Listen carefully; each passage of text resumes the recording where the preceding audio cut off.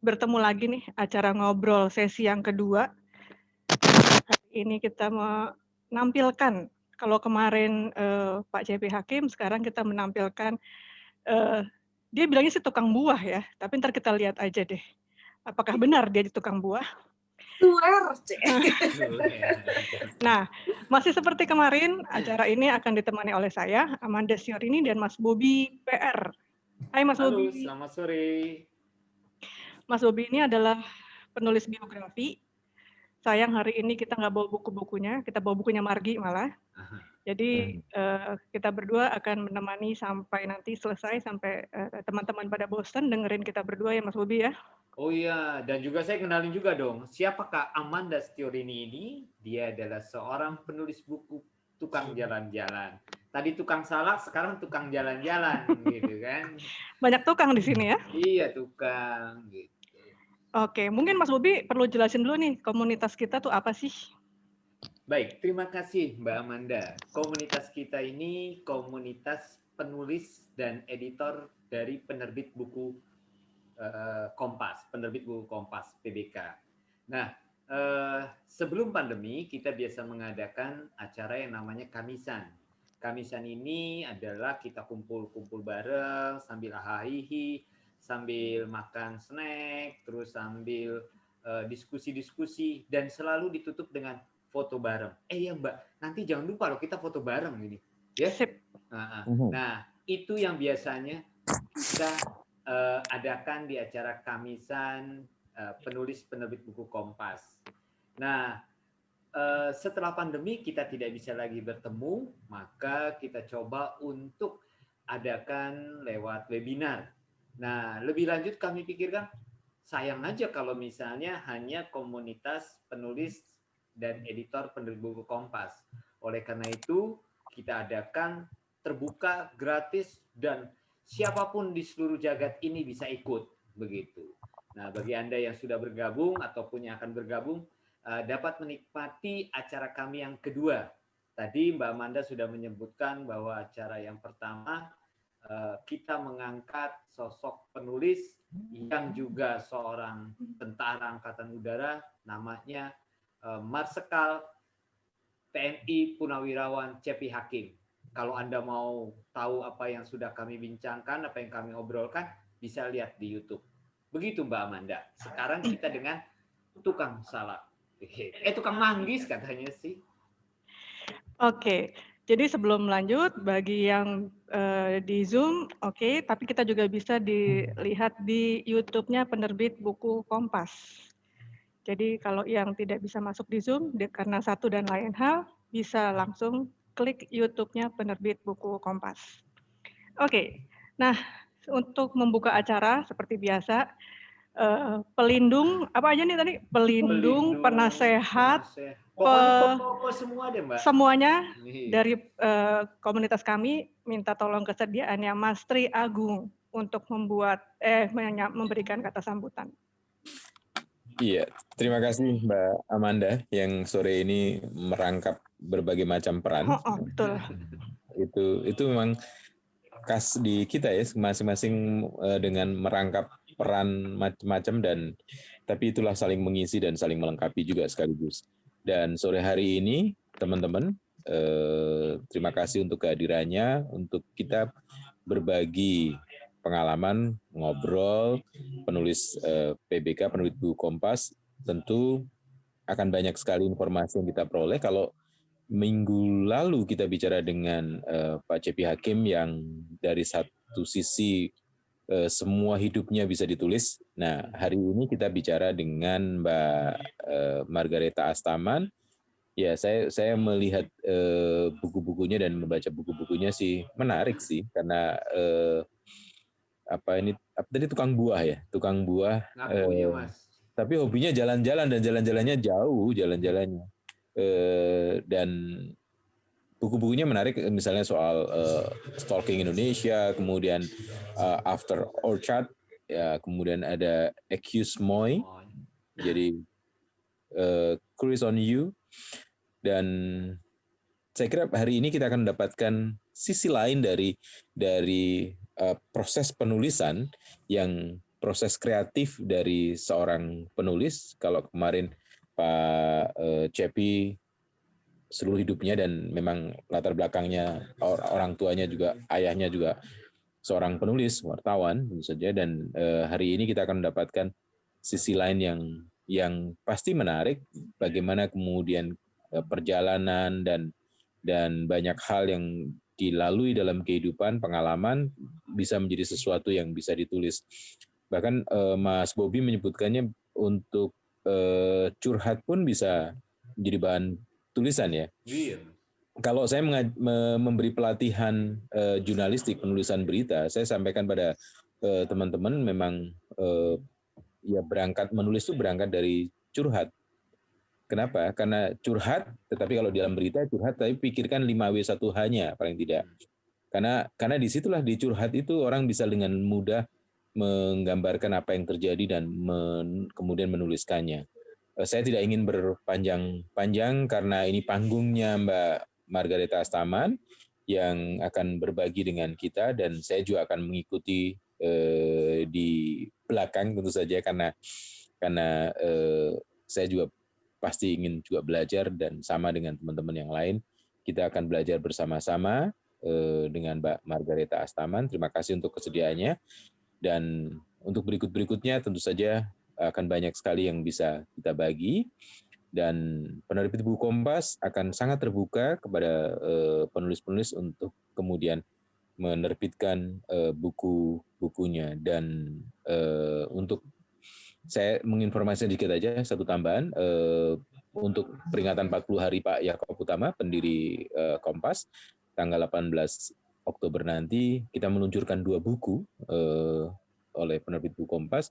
Buku yang pertama adalah Warisan Sang Pendahulu, dan itu lebih reflektif pemikiran Pak Yaakob, dan yang buku yang kedua judulnya Bapak Yaakob Utama, Kisah Kecil Bermakna Besar. Itu pengalaman-pengalaman pribadi, kembali lagi sama dengan apa yang mungkin menarik bisa dituliskan.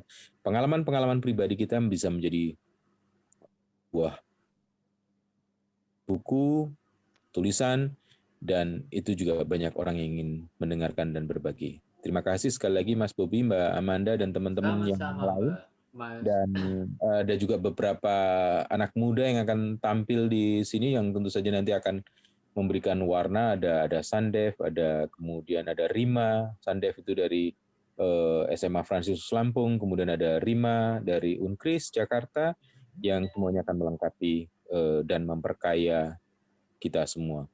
Dan jangan usah malu untuk belajar pada yang muda. Dalam filosofi Jawa ada namanya kebo nyusu gudel. Jadi kerbau itu bisa menyusu kepada gudel, anak kerbau. Karena dalam banyak hal anak-anak muda, termasuk Mbak Margareta Astaman, pasti punya pengetahuan lebih baik dibandingkan saya yang sudah lebih tua, dan saya akan siap dan kita semua akan siap untuk belajar bersama-sama. Terima kasih Mbak Amanda, selamat berdiskusi, selamat berbagi, dan saya berharap dari panggung ini, saya sebenarnya panggung akan lahir buku-buku berikutnya yang tentu saja menarik dan menginspirasi kita semua. Terima kasih, selamat berngobrol. Terima kasih Mas. Terima kasih Mas Tra yang sudah menyempatkan di sela-sela rapatnya. Masalahnya lagi dari rapat ke rapat, karena dengan Zoom meeting kita nggak usah pindah-pindah, jadi kerjanya rapat aja, dari geser-geser Zoom aja ini sebenarnya. Oke, seperti tadi disampaikan Mas Tra, kita punya penanya tamu. Jadi setiap sesi kita itu kita mengundang penanya tamu dari diutamakan yang dari SMA dan dari universitas, masih kuliah maksudnya. Jadi kita berharap di kesempatan-kesempatan yang lain nanti kita kasih tahu siapa pembicaranya, kemudian teman-teman yang dari SMA dan kuliah bisa ikut daftar untuk jadi penanya tamu. Mungkin Mas Bobi bisa dikasih bocoran nih, apa sih enaknya jadi penanya tamu di sini? Ada beberapa keuntungan, Mbak. Yang pertama, seorang penanya tamu, ya tadi yang Mbak Amanda bilang SMA dan mahasiswa, dapat keuntungan satu, bisa tampil bersama-sama, artinya wajahnya, profilnya kita tampilkan di layar webinar, ya bersama. Dari awal sampai akhir ya Mas ya? Dari awal sampai akhir. Yang kedua, dia boleh nanya lebih awal dibandingkan dengan penanya-penanya lain artinya yang masyarakat umum. Dan yang ketiga, dia akan mendapat hadiah kenang-kenangan dari penerbit buku Kompas. Salah satu yang udah nih Mbak, yang saya udah dapat kabar dari Merauke itu Mbak Dorothea yang sesi pertama itu udah sampai bukunya ya? Udah sampai dan dia wah senang banget, bahkan sampai dipajang di FB-nya. Oh, FB. FB-nya gitu. Jadi 3 hal itu keuntungan yang bisa Anda dapatkan bagi siswa maupun mahasiswa yang ingin menjadi penanya tamu, dan Anda bisa daftarkan kemana Mbak daftarnya? Kita daftarnya lewat Instagram ya. Instagramnya penerbit buku Kompas, yaitu @bukukompas. Oke. Barangkali kita Mbak pakai itu nggak, pakai penerbit buku Kompas? Buku Kompas dong atau penerbit buku Kompas? Enggak, @bukukompas. Oh, buku Kompas. Oke. Gitu. Oke. Tampaknya sudah waktunya kita kasih ke Margi, tapi sebelumnya siapakah Margi ini? Mungkin videonya udah ada ya, Mas Denal, bisa ditampilkan siapakah itu Margi? Siapakah Margareta Astaman? Penuliskah, tukang buahkah? Dunia ini adalah perpustakaan raksasa yang menyimpan begitu banyak cerita. Cerita tentang alamnya yang dahsyat, tentang manusia-manusianya yang tak terduga, dan interaksi di antara keduanya. Tapi kadang kita terlalu sibuk membacanya. Kita hanya sempat melihat sampulnya saja dan mengambil kesimpulan tentang isinya. Padahal, seandainya kita mau mulai membaca tanpa menebak akhirnya, kita mungkin akan menemukan cara yang berbeda untuk menuliskan kisah hidup kita sendiri. Saya menulis untuk berlatih membaca kisah dunia ini tanpa asumsi-asumsi yang tidak pernah dipertanyakan kebenarannya. Saya mulai dengan kisah-kisah yang paling dekat dengan kehidupan saya. Kisah tentang dunia perkotaan dan mereka yang menempatinya, kisah tentang perempuan, kisah tentang keturunan Cina beragama Katolik di negara berpopulasi Muslim terbesar di dunia, serta kisah tentang negara itu sendiri, Indonesia, 17.000 pulau dengan 200 juta penduduknya yang beragam. Seperti ketika melihat isu diskriminasi keturunan Cina di Indonesia yang dianggap tidak ada oleh sebagian masyarakat. Berbekal pengalaman menjadi minoritas, saya jadi ragu jika asumsi dari golongan mayoritas, termasuk saya, bisa dianggap jadi kebenaran bagi perasaan minoritas. Atau jangan-jangan pembedaan itu ada, nyata bagi minoritas, namun cuma sekedar tidak disadari oleh kaum mayoritas karena memang tidak mengalaminya. Buku-buku saya, kelas saya, pekerjaan saya adalah cara saya mengajak pembaca untuk menggali makna dari setiap aspek kehidupan yang paling sehari-hari, yang paling rutin, yang selalu dianggap wajar, sehingga mereka dapat menulis ulang kisah dunia ini tanpa diskriminasi, tanpa asumsi, dan punya akhir yang lebih bahagia.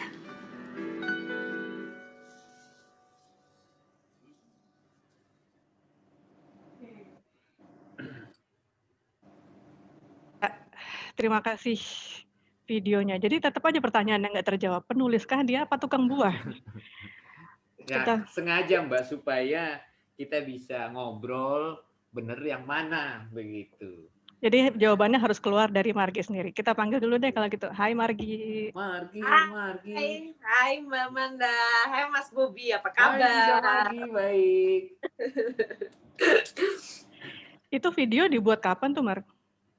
Videonya dibuatnya sekitar 2-3 tahun yang lalu. Kebetulan waktu itu salah satu bagian dari bukuku yang Estu Semua diterjemahkan. Tunjukin Mas Bobi. Ini ya. Nah, itu bukunya. Aku juga bawa.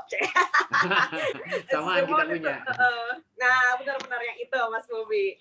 diterjemahkan dalam 3 bahasa Prancis, Widih. bahasa Inggris, bahasa Belanda, termasuk sebagai salah satu konten yang di-display untuk mewakili Indonesia di forum Europalia. Jadi ada sekitar 10 penulis waktu itu yang ikut memamerkan kontennya, keliling-keliling belusukan ke universitas di Belanda dan di Belgia waktu itu. Wow, Margi waktu itu salah satunya. Salah satunya yang nomor 9, nomor 9 apa nomor 10,5 gitu ya.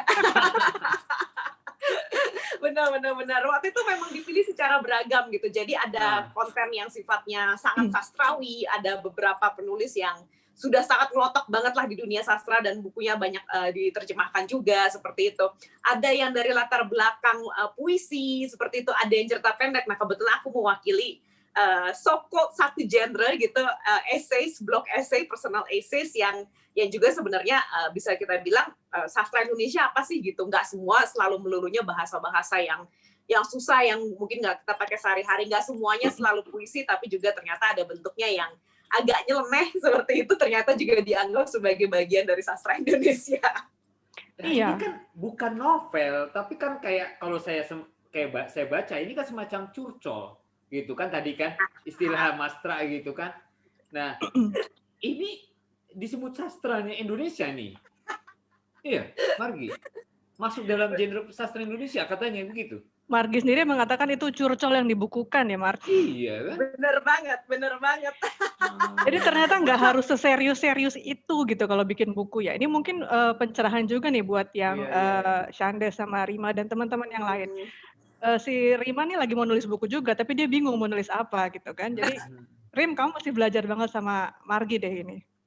Ayo, marilah kita curcol rame-rame. Kalau gitu kita harus tanya dulu hal yang paling awal nih, Margi. Sejak kapan sih ya Margi itu belajar menulis? Artinya menulis bukan yang kayak di buku tulis gitu ya. Tapi dia nggak mau kejebak Pak Cepi kemarin. Nggak mau kejebak Pak Cepi lagi lah. Kemudian apa memang menjadi cita-citanya Margi untuk menjadi penulis? Gitu.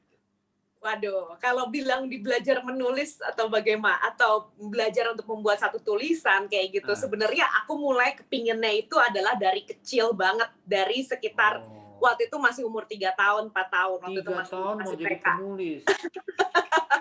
Dulu papa tuh suka bacain buku-buku gitu, buku Enid Blyton, 5 Sekawan dan sebagainya. Dan sebagai anak kecil waktu itu belum bisa baca, jadi dibacain kan gitu. Aku seneng banget gitu, aku begitu tersepona gitu ya dengan bagaimana kemampuan penulis gitu. Gimana sih? Aku umur 3 tahun, belum pernah ke Inggris, belum pernah lihat salju. Tapi lewat tulisan, lewat deskripsi yang di dalam buku itu, aku tuh bisa ngebayangin gitu. Wah, salju tuh kayak gini ya. Wah, Inggris tuh keren ya kayak gini ya dan sebagainya gitu. Dan aku pikir aku mau jadi orang yang seperti itu, yang bisa menceritakan kepada orang lain sehingga mereka bisa membayangkan apa yang si penulis itu lihat atau lakukan. Nah, dulu itu aku karena belum bisa belum bisa baca dan nggak bisa tulis, dulu dibacakan ceritanya.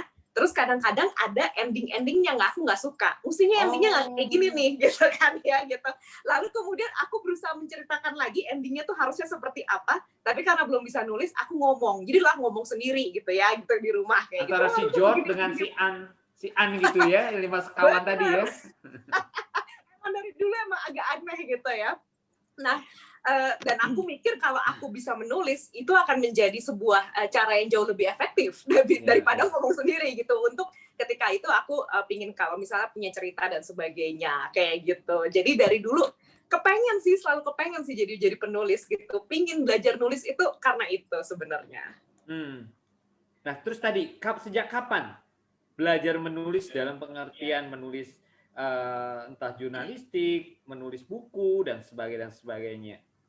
Nah, sejak kapan ya gitu. Jadi dulu pengen belajar nulis, suka banget nulis kayak gitu. Tapi ya kata orang penulis itu bukan sebuah profesi yang menguntungkan kata orang gitu ya gitu.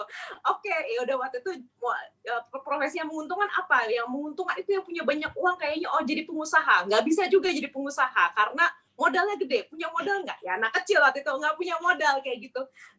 Jadi apa dong yang bisa? Bagaimana kalau cita-citanya jadi insinyur saja? Karena papa insinyur, kakak-kakak insinyur, oh ini mungkin sesuatu yang bisa kulakukan gitu kan. Ya udah akhirnya ganti cita-cita jadi insinyur. Berkembang SD, SMP senang nulis, tapi nggak dapat kesempatan banyak untuk nulis seperti itu. Sampai kemudian SMA masuk IPA, memang sudah mindsetnya akan menjadi seorang insinyur. Sampai waktu itu bertemulah aku dengan satu tim dari majalah Hidup yang dimotori oleh Romo Greg Sutomo dan Mas Bobby PR. Bobby yang mana Bobby? Saya tuh. Kita, gitu ya. Romo Greg, bukan saya, Romo Greg. Waktu itu diajak untuk ikut pelatihan jurnalistik gitu di kelas.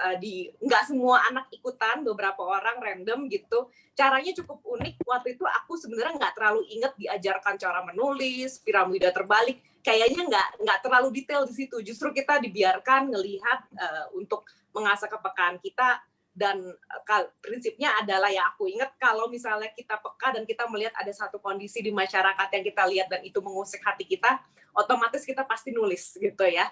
Nah, waktu itu aku lagi keliling-keliling, lagi fotokopi, survei lah, apalah, dan kebetulan kantor aku fotokopi itu di kantor pos. Sekolahku itu di Santa Ursula, persis sebelahnya jalan pos itu.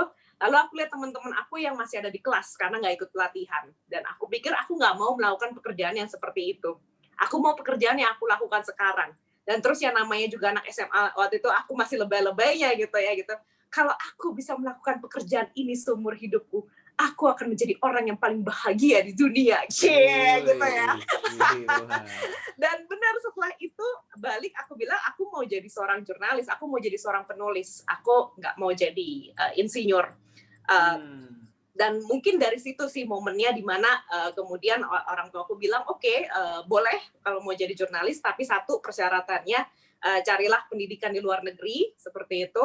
Lalu yang kedua pastikan itu tidak dengan biaya yang minimum. Kalau bisa beasiswa. Kalau kamu yakin kamu bisa menjadi penulis yang baik, berarti ada orang dong yang akan teryakinkan dengan tulisan kamu untuk bayarin tuh pekerjaan kamu gitu kan ya. Berat juga itu syaratnya ya.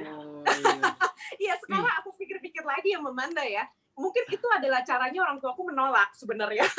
Cuman waktu itu aku nggak ngeh gitu. Akhirnya kemudian aku masuk ke satu fakultas jurnalistik di MTU. Dan di situ sebenarnya aku baru benar-benar belajar, oh seperti ini ya cara menulis, oh seperti ini ya, oh harus begini ya, harus seperti itunya. Tekniknya aku sebenarnya baru dapatkan ketika waktu aku kuliah di jurnalistik di MTU.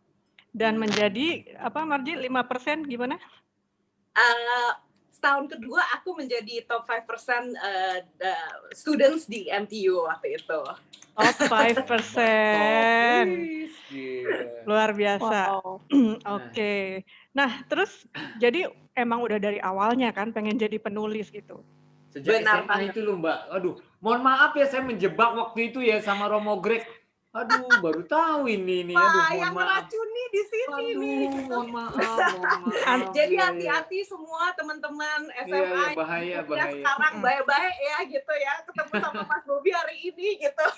Antara terinspirasi penulis. sama terjerumus beda tipis berarti ya. Beda tipis Betty ya. Aduh, ya. Oke, silakan Mbak Amanda. Tadi mau tanya apa? Oke, enggak. Jadi dari lingkungan keluarga bisa dibilang mendukung apa enggak tuh jadinya tuh? Karena kan kalau dilihat dari story Margi kan saya baca dua tuh ya, yang Excusez Moi sama apa namanya After Orchard. Kayaknya situ kan Margi menekankan minoritas yang kemudian jadi minoritas lagi karena nggak seperti yang minoritas pedagang gitu kan.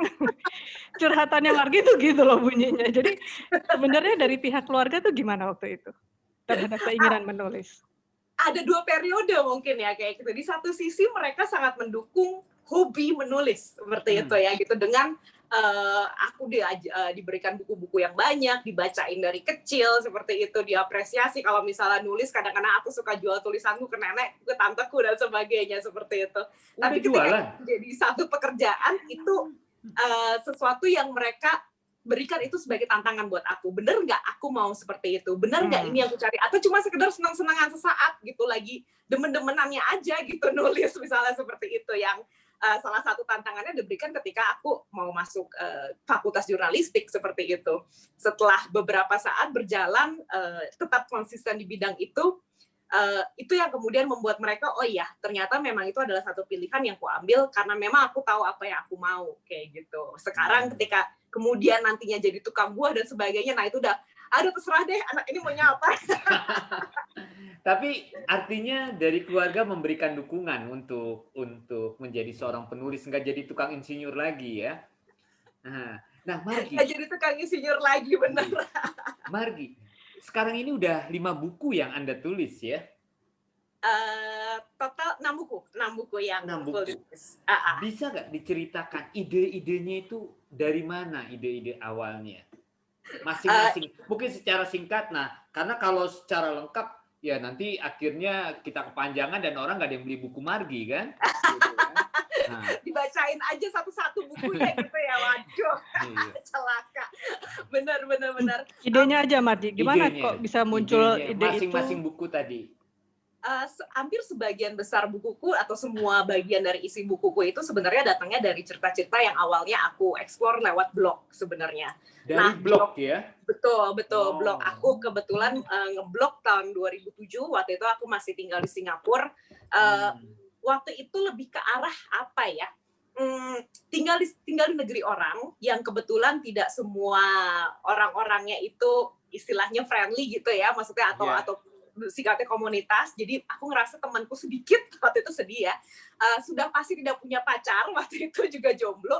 Tapi aku punya begitu banyak hal yang aku lihat di sekitarku gitu, tetanggaku atau masyarakat di Singapura dan sebagainya, yang itu mengusik pikiran aku gitu. Aku pengen cerita gitu kan ya, aku pengen ngajak ngomong orang. Dan karena kebetulan ya di waktu itu internet masih belum seperti sekarang, akhirnya mainnya itu di blog. Aku cerita di blog, aku nulis di blog seperti itu. Sekalianlah belajar latihan nulis, sekarang latihan bahasa Inggris dan sebagainya, aku nulis di blog. Dan ternyata si konten-konten curcol yang ada di blog itu ternyata dibaca orang gitu. Dari 1 jadi 2 jadi 4 jadi 8. Lalu kemudian salah satu pembacanya adalah seorang artis Indonesia yang kemudian jadi banyak gitu yang baca dari blog itu. Apa yang aku temukan di situ adalah ketika aku nulis, yang aku tulis selalu adalah kejadian sehari-hari yang ada di sekitar aku, yang pingin ku gosipin aja gitu. Tahu nggak sih hari ini tuh ada gitu misalnya gitu. Semua bahannya adalah hal-hal sehari-hari yang dekat sama aku sebagai identitas aku sebagai perempuan, sebagai mahasiswa waktu itu, sebagai anak kota waktu tinggal di Jakarta terus pindah ke Singapura, sebagai keturunan Cina beragama Katolik yang tinggal di Indonesia, lahir di Indonesia dan sebagainya. Nah, itu yang sebenarnya menjadi bagian dari tulisan-tulisan di blog yang ternyata mendapat respon positif dari orang-orang. Kupikir adalah karena ternyata orang-orang punya curcol yang sama, cuman mungkin belum sempat nulis aja gitu ya. Dan orang-orang yang punya curcol mirip dengan aku lebih banyak daripada orang-orang yang punya curcol mirip dengan selebritas misalnya kayak gitu. Karena pengalamannya lebih mirip sama aku nih yang orang biasa gitu. Dari situ kemudian aku bikin beberapa bagian-bagian, kita ngobrolin tentang tinggal di Singapura deh, jadi deh Outer Orchard, atau ngobrolin tentang jadi perempuan keturunan Cina di Indonesia yuk gitu, jadi excusez-moi. Mulai meniti karir dan sebagainya, jadi fresh graduate boss. Sering jalan-jalan, pekerjaannya banyak jalan-jalan, banyak ada workshop keluar dan sebagainya, jadi stalking Indonesia dan sebagainya gitu. Jadi semuanya sebenarnya adalah murni curcol yang dibukukan. Dan itu awalnya dari blog ya? Awalnya dari blog, bener banget. Ini Mbak Amanda kayaknya kita juga harus bikin, ya bisa di blog, bisa di FB gitu ya. Jadi jangan cuman kalau di blog atau di FB atau di Instagram, gue lagi bete nih, gitu kan? Nggak bakal ada yang nerbitin ya. Jadi sebenarnya yang diambil sama Margi sebagai ide untuk nulis buku adalah kondisi sehari-hari aja gitu ya, yang ada di sekitar Margi aja. Jadi nggak usah susah-susah nyari yang ada di mana gitu. Ternyata di sekitar kita itu banyak sekali ide gitu ya, Mar. Benar, itu yang aku rasain sih, Mbak. Oke, Mas Bobi, ini kayaknya kita perlu kasih waktu buat yang lain dulu nih nanya nih. Kayaknya kita mau nanya melulu dari tadi kan. Gimana kalau kita satu lagi nih Mbak, saya juga jadi penasaran. Tuh kan dia mau nanya kan? Iya, saya pengen nanya nih karena bagi saya ya hal yang menarik dari buku yang curcol yang ini yang dibawa Margi ke keliling-keliling ini ya, di Excusez-moi. halaman 8 itu ya. Apalagi gue lahir di masa kursus Mandarin masih dilarang dan budaya Tionghoa dibatasi. Satu-satunya tradisi nenek moyang yang gue kenal adalah kantong merah berisi lembaran puluhan ribu yang dibagikan setiap tahun baru Cina alias Imlek. Kalau menyambut tradisi satu ini yang bukan etnis Cina pun doyan. Nah, kok sampai muncul ide kalimat yang terakhir itu loh, yang bukan etnis Cina pun doyan gitu. Itu gimana tuh, Margi? Sebuah apa ya? Bukan sinonim ya, apa sih lebih tepat? Penggambaran yang saya nggak pernah kepikir begitu ya kalau menulis seperti Margi gini. Ini idenya dari mana nih? Serius loh, saya nanya nih, penasaran. Pas waktu masih kecil gitu, kebetulan di keluarga kami juga beragam gitu ya, keluarga dari ibuku banyak yang juga yang Muslim, Arab dan sebagainya. Dan waktu masih kecil aku sama sekali tidak tahu kalau aku adalah keturunan Tionghoa gitu. Sampai aku kerusuhan itu aku sama sekali nggak tahu. Kenapa waktu itu aku nggak tahu, ngerayain Imlek nggak? Ngerayain ya dapat angpau itu gitu kan, kayak gitu dapat angpau. Tapi pada saat aku lebaran, aku juga dapat angpau judulnya gitu dari enak dong ya, double gitu ya. Benar-benar warnanya aja yang beda. Yang ini angpaunya warna merah, yang biasanya kalau dari pas lebaran aku terimanya itu di amplop putih gitu kan. Dan yang lebih tebal yang warna merah. Gitu kan? Betul, itu nggak membeda Kak. Padahal ternyata angpau artinya kantong merah gitu ya. Waktu itu kan nggak ngerti gitu kan seperti itu. Jadi aku ngerasa kalau ngerayain Imlek berarti merasa diri Tionghoa. Lah waktu itu aja aku dapat angpau nggak merasa Tionghoa seperti itu kan, karena dapat dari dua-duanya gitu. Nah itu yang aku rasakan sampai kemudian baru pada masa kerusuhan aku benar-benar baru tahu bahwa aku adalah keturunan Tionghoa seperti itu gitu. Dan sebelum-sebelumnya nggak tahu, terus tiba-tiba tahu dan dikasih tahu bahwa waktu itu lumayan lucu lah gitu, karena lagi kerusuhan, tiba-tiba orang tuaku kelihatannya takut gitu, wah siap-siap apa samurai dan sebagainya gitu-gitu kan waktu zaman itu gitu. Terus pertanyaan gue itu, nih kenapa kita mesti takut? Kan yang dibakar-bakarin tuh kalau di TV-TV tuh orang Cina gitu, orang Tionghoa gitu. Lalu gue bilang, kita Cina tahu. Oke. Berarti aku harus takut gitu kan. Dan itu adalah benar belokannya gitu, ketika aku merasa di satu sisi adalah berarti aku punya identitas yang tidak diperlakukan sama di negara ini. Ada identitas yang berlindung pada saat kejadian seperti kerusuhan, ada yang dapat berlindung di identitasnya, ada juga yang harus merasa takut seperti aku kayak gitu. Oke deh Mbak, itu dulu deh dari saya. Soalnya dia mau nanya lagi ntar kita. Bahaya. Kita kasih kesempatan dulu untuk si Andes deh, kasihan dia udah wajahnya udah pengen nanya banget si Andes. Dari Lampung. Boleh dinyalain. Lampung nih Mas. Sandes dari sebuah SMA di Lampung. Silakan mau nanya. Sedikit Margi, ini Sandes ini juga menjadi juara 3 untuk lomba penulisan tentang COVID seprovinsi Lampung. Gitu. Keren. Kayaknya nanti Sandes akan menyusul Margi. Gitu. Pasti, bukan cuma yang juga menyusul, melampaui. Oke, silakan Sandes. Terima kasih atas kesempatan yang telah diberikan kepada saya. Jadi pertanyaan saya, apakah Ibu pernah ingin menulis fiksi? Lalu alasannya mengapa? Itu doang? Ada lagi Kak? Sekalian diborong. Ada. Jangan malu-malu. Jadi kan kalau untuk meningkatkan kualitas tulisan kita, tentu kita itu harus menulis secara konsisten. Tapi hal tersebut itu masih susah untuk saya lakukan. Jadi menurut Ibu bagaimana caranya untuk dapat terbiasa menulis secara konsisten? Ada lagi? Terima kasih. Udah ya. Oke. Thank you, Sandes. Pertama-tama congrats ya, sudah menang. Itu keren banget. Gitu. Aku SMA kayak belum pernah menang apa-apa sih, itu nggak punya piala gitu. Jadi terima kasih. Sukses terus. Oke, pertama tentang buku fiksi gitu ya.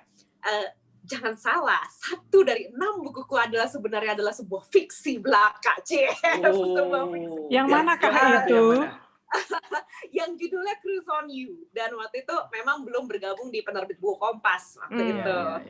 Satu kali itu, dan awalnya sebenarnya dari blog. Jadi si fiksi itu awalnya itu adalah dari kita ngobrol-ngobrol di waktu itu satu kantor, terus temen aku cerita satu hal tentang mantannya dan sebagainya yang menurutku unyu banget gitu ya gitu.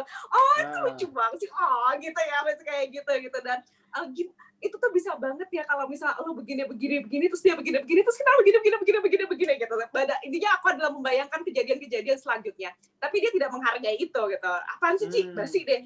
Kagak mau denger. Beneran bisa. Tunggu ya, gue bikin ceritanya ya, gue tulis ya ceritanya kayak gitu.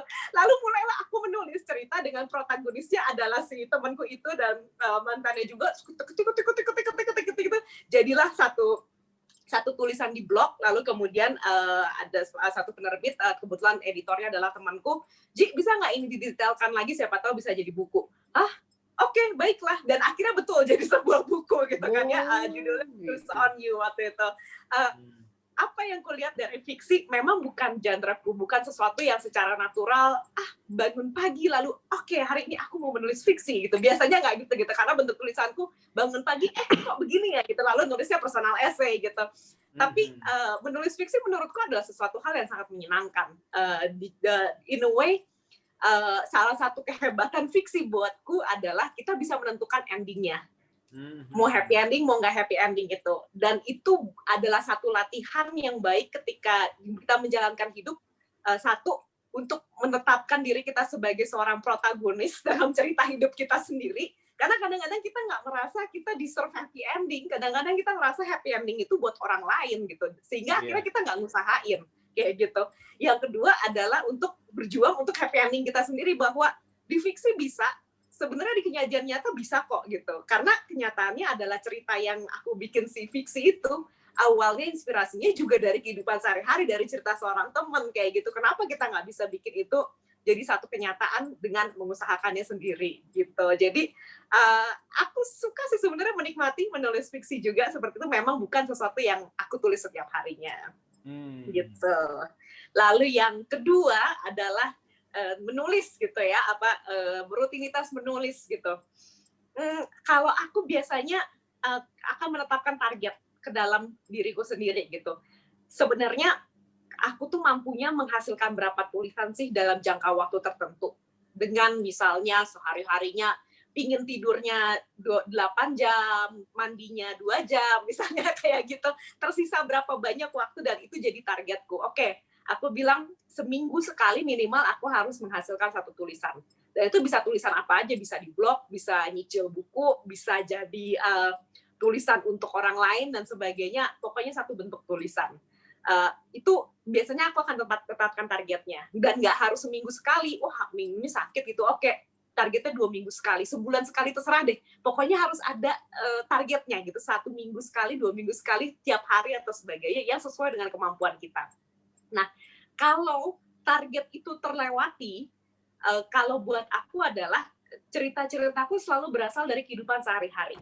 Kalau sampai si target itu kelewatan, aku pasti bisa yakin itu bukan karena kesibukanku, tapi karena aku tidak melihat hidupku sebagai sesuatu hal yang menarik. Penting gitu. Iya. Jadi akan aku lakukan, lewat nih, oke. Aku akan merefleksikan lagi seminggu ini ketemu siapa ya, ngapain aja ya, apa sih hal-hal yang membuat aku pingin WhatsApp orang, lu tahu nggak sih ada gini gitu, atau film yang membuat aku tertarik, atau lagu yang aku dengerin, apapun itu, karena sebenarnya itulah di situ menurutku ide-idenya ada di situ gitu. Tulisanku ya tentang itu juga, tentang apa yang ku alami sehari-hari di sekitarku gitu. Keren. Iya. Mudah-mudahan Shanes jadi nulisnya makin semangat. Nah itu Sandes harus ingat tuh pesan dari Cece Margi tuh ya. Cece. Ya Pak. Oke, sudah terjawab ya Shandes ya? Nggak penasaran Iya, Bu. lagi ya? Oke. Terima kasih, Bu Margi. Terima kasih. Sama-sama, Margi. terima kasih Shanes, sukses ya. Oke, selanjutnya, sebelum lanjut ke Rima, untuk yang di YouTube maupun di Zoom, silakan menuliskan pertanyaannya di kolom chat. Nanti akan kita pilih dan kita bacakan. Oke ya, silakan untuk Rima, Yul. Nyalain audionya ya. Oke, terima kasih kesempatannya. Sebenarnya saya mau nanya sama Kak Margi. Kan Kak Margi ini kan awalnya mau jadi insinyur gitu kan. Terus gimana akhirnya kayak, aduh, gue harus jadi penulis aja deh, kayak gitu, kayak mantepinnya tuh gimana perasaannya gitu. Terus juga apa namanya? Ada nggak sih sosok penulis yang sampai sekarang jadi role model Kak Margi? Terima kasih. Itu Terima aja, kasih. Rima. Dia belum tahu ya, tadinya tukang insinyur, terus tukang tulisan, abis itu tukang buah, masih ada lagi yuk. Masih bersambung gitu. Bersambung Masih nih bersambung. kisahnya, Mar. Saya kira itu guyonan. Kamu ntar dikirimin buah loh sama Margi loh. Benar-benar. Ya, silakan, Memang Margi. kayak dagelan kisah-kisahnya. Iya. Aku waktu itu aku ngerasa itu ya, momen itu waktu itu ketika aku ngelihat teman-temanku di dalam mereka belajar, bekerja, ya melakukan hal yang mereka lakukan di dalam satu ruangan, sedangkan aku bisa jalan-jalan atas nama tugas gitu ya, ketemu orang, wawancara, lalu bikin survei, kemudian bisa nulis di waktunya sendiri. Itu sesuatu yang sangat menyenangkan waktu itu di dalam pikiranku waktu itu, dan benar-benar aku ngerasa aku nggak mau melakukan apa yang dilakukan itu gitu. Menurutku itu baik nggak baik menurutku, tapi itu bukan yang mau aku lakukan waktu itu. Dan bagiku adalah membayangkan seluruh hidupku melakukan sesuatu yang tidak aku suka, itu sangat mengerikan gitu ya. Ada satu pepatahnya Lao Tse ya, yang Confucius gitu yang bilang bahwa if you work with something that you like, you don't have to work for the rest of your life gitu. Dan itu ngena banget di aku gitu. Kalau aku melakukan yang aku suka, aku nggak akan merasa itu sebagai sebuah pekerjaan kayak gitu. Jalannya tidak mudah, dan setiap saat itu pasti akan ada orang yang bilang kita nggak bisa kayak gitu. Bahkan ketika kemudian aku memutuskan untuk apply ke NTU jurusan jurnalistik, sebenarnya yang terjadi adalah aku pertama kali itu aku nggak diterima di NTU jurnalistik, karena itu pertama kalinya aku mulai mencoba menulis gitu sebelumnya, dan aku nggak tahu teknik-tekniknya seperti apa. Memang baca, memang tahu kira-kira seperti apa, tapi nggak tahu apa yang terjadi. Kemudian waktu itu salah seorang suster kepalaku di sekolah itu kirim surat ke NTU, tanya kenapa anak ini tidak diterima, bisa direview lagi nggak gitu. Kalau misalnya hasil reviewnya itu tidak baik, ya udah nggak apa-apa gitu, tapi anak ini satu orang yang kita pikir menonjol di sekolah. Dipanggil kemudian untuk interview, dan terjawab begitu bahwa nggak bisa, kamu nggak bisa nulis gitu kan, tulisan kamu itu nggak oke gitu kan, kalau kata Dean of Admissions ya. Bahkan salah satu yang dia tekankan waktu itu adalah kamu itu nggak punya bakat, bandingin tulisan kamu sama tulisan teman-teman kamu yang nanti masuk fakultas jurnalistik di NTU itu, yang ternyata cukup bergengsi di Singapura gitu. Nggak ada apa-apanya gitu. Kalau kamu ngotot menjadi seorang penulis, kamu cuma akan menjadi penulis media komunitas yang akan dibaca 25 orang termasuk anggota keluarga. Itu kata-katanya gitu kan. Entah mengapa aku waktu itu merasa tetap, ya tapi pinginnya nulis Pak gitu kan. Udah gini aja deh, kamu akan saya masukkan ke engineering tanpa tes. Saya percayalah dengan rapot kamu, terus sekolahnya dan sebagainya, kamu bisa. Kamu akan saya terima di engineering, beasiswa lagi gitu, mau nggak? Ya udahlah, daripada nggak sekolah, daripada putus sekolah gitu ya udah nggak apa-apa Pak gitu. Tapi Pak, saya tuh sebenarnya kepengen banget Pak jadi jurnalis gitu. Apa nggak ada kesempatannya Pak gitu? Sampai dia kesal dan dia bilang gini, udah gini aja, daripada kamu nggak sekolah, mendingan kamu terima menjadi insinyur. Tapi saya akan kirim informasi tentang kamu ke Dean of Admission nantinya. Dan dia yang akan menilai apakah kamu bisa menjadi seorang penulis, menjadi jurnalis atau tidak. Dan nanti kamu akan dilihat lagi lah gitu. Lalu ya udah, masuk, saya berangkat ke NTU itu sebenarnya adalah sebagai seorang mahasiswa teknik. Udah beli buku, udah siap banget lah gitu. Begitu sampai di sana, nah ini salah satu yang juga luar biasa sih sebenarnya dari pendidikan di Singapura. Dapat surat dari Dean of Communication School, diundang untuk interview. Sudah gagap gitu karena nggak persiapan, lalu disuruh nulis lagi, waduh tetap aja kan nggak tahu resepnya gitu kan, nulis dan sebagainya, ternyata diterima gitu kan. Kadung udah ngotot gitu kan di waktu itu gitu, kepengen banget gitu ya. Sudah, akhirnya kemudian aku masuk ke fakultas jurnalistik, dan buatku ketika aku sekolah jurnalistik, itu adalah satu hal yang sangat menyenangkan. Aku sangat menikmati sekali sekolah jurnalistik. Kenapa? Kerjaannya itu belajar baca dan belajar nulis. Wah, ini menyenangkan sekali gitu, dan itu yang mengokohkanku. Sempet nggak sih kepikiran untuk melakukan hal lain? Sempet juga kayak gitu. Sempet apakah nggak pernah ada orang yang bilang, wah jangan, kayaknya lo nggak bisa. Ada juga seperti itu. Tapi aku bahkan pernah waktu itu sempat kerja di salah satu perusahaan akunting sebagai sales, 3 hari langsung sakit gitu kan ya, aduh gak seneng banget. Dan di situ momennya aku menyadari aku nggak bisa melakukan sesuatu yang nggak aku suka dan nggak aku percayai gitu. Jadi setelah itu ngotot lagi cari pekerjaan yang kaitannya sama jurnalistik. Jadi menurutku nggak langsung smooth sailing, nggak juga sih sebenarnya gitu kan, cuman justru di proses itu, biarpun ketika ternyata susah, aku tetap enjoy. Nah itu yang kemudian meneguhkan aku, it's okay, aku masih bisa jalanin ini. Kata kuncinya enjoy tadi ya, walaupun orang meremehkan, dianggap nggak sanggup, tapi kalau enjoy, dimantepin gitu Margi ya. Tapi ada satu hal tadi yang menarik. Margi bilang adalah bahwa di setiap saat pun, bahwa di setiap kesempatan tuh pasti aja ada orang yang mengatakan lu nggak bakal bisa, lu nggak bakal sanggup gitu ya. Dan itu kadang-kadang orang yang penting, orang yang penting dan orang yang mau kita hargai gitu ya Margi ya, yang pendapatnya mau kita hargai gitu harusnya kan. Jadi kadang itu menggoyahkan iman nggak sih gitu kan, gue bisa nggak ya gitu. Mbak Amanda, ini agak lepas ini ya.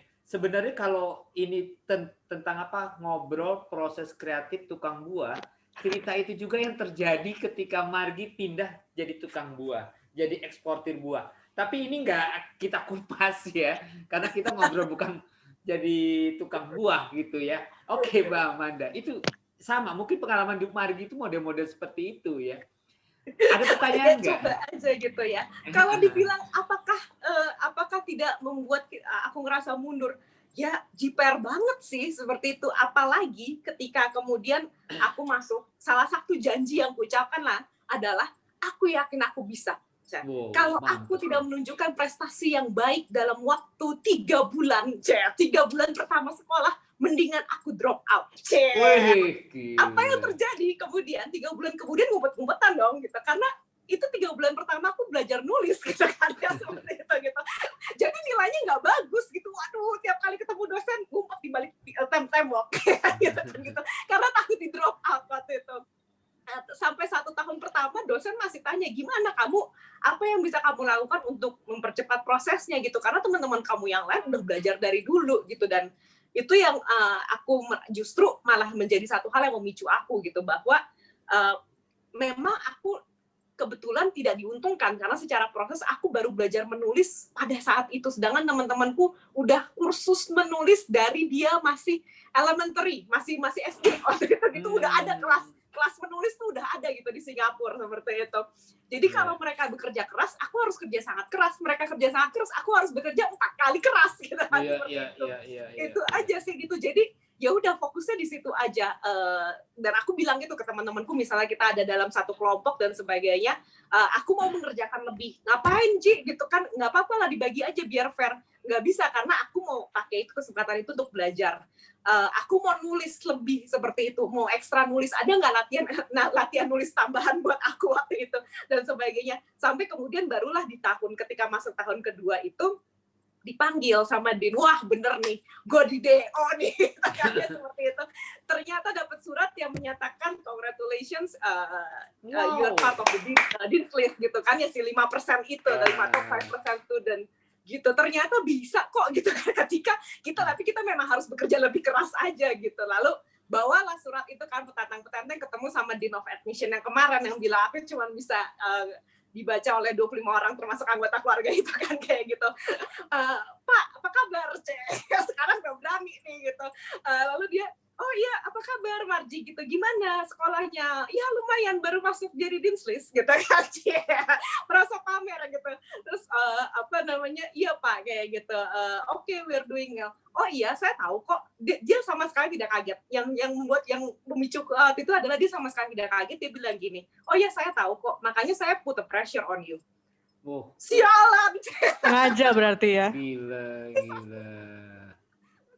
Ternyata itu adalah cara memicu. Nah, momennya itu yang aku ingat adalah ketika kemudian ada momen-momen lain di mana ada orang yang bilang, masa sih emang lo bisa, yakin lo. Aku ingat kata-katanya si Dins itu, nggak selalu niatan mereka adalah untuk menjatuhkan. Jangan-jangan justru karena mereka sangat percaya sama diri kita. Itu aja yang aku ingat.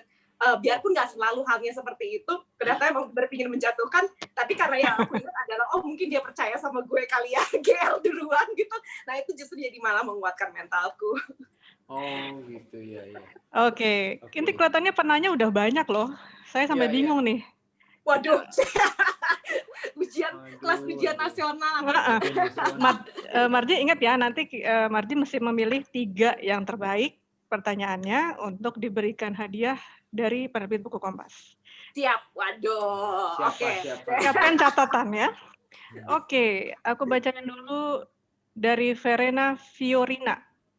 Apakah menulis yang baik harus selalu menggunakan bahasa yang baku? Terus bagaimana melatih memilih kata-kata biar pembaca paham yang kita pikirkan? Terima kasih Bu. Asal tahu aja ya, Margi itu ngomongnya gue lu loh di bukunya itu. Jadi bahasa Indonesianya bakunya di mana itu? Excuse me-nya ini kan. Bahkan di yang After Orchard juga masih gue lu dia itu. Oh mas. Selalu gue lu. Konsisten tidak baku. Oke, thank you banget pertanyaannya. Justru sebaliknya ya gitu. Aku nggak pernah bisa menulis yang baku kayaknya gitu. Karena aku mikirnya adalah karena aku menulis hal-hal yang kaitannya dengan kehidupanku sehari-hari, berarti aku harus menulis dengan cara ketika aku bicara dengan orang lain dalam kehidupanku sehari-hari.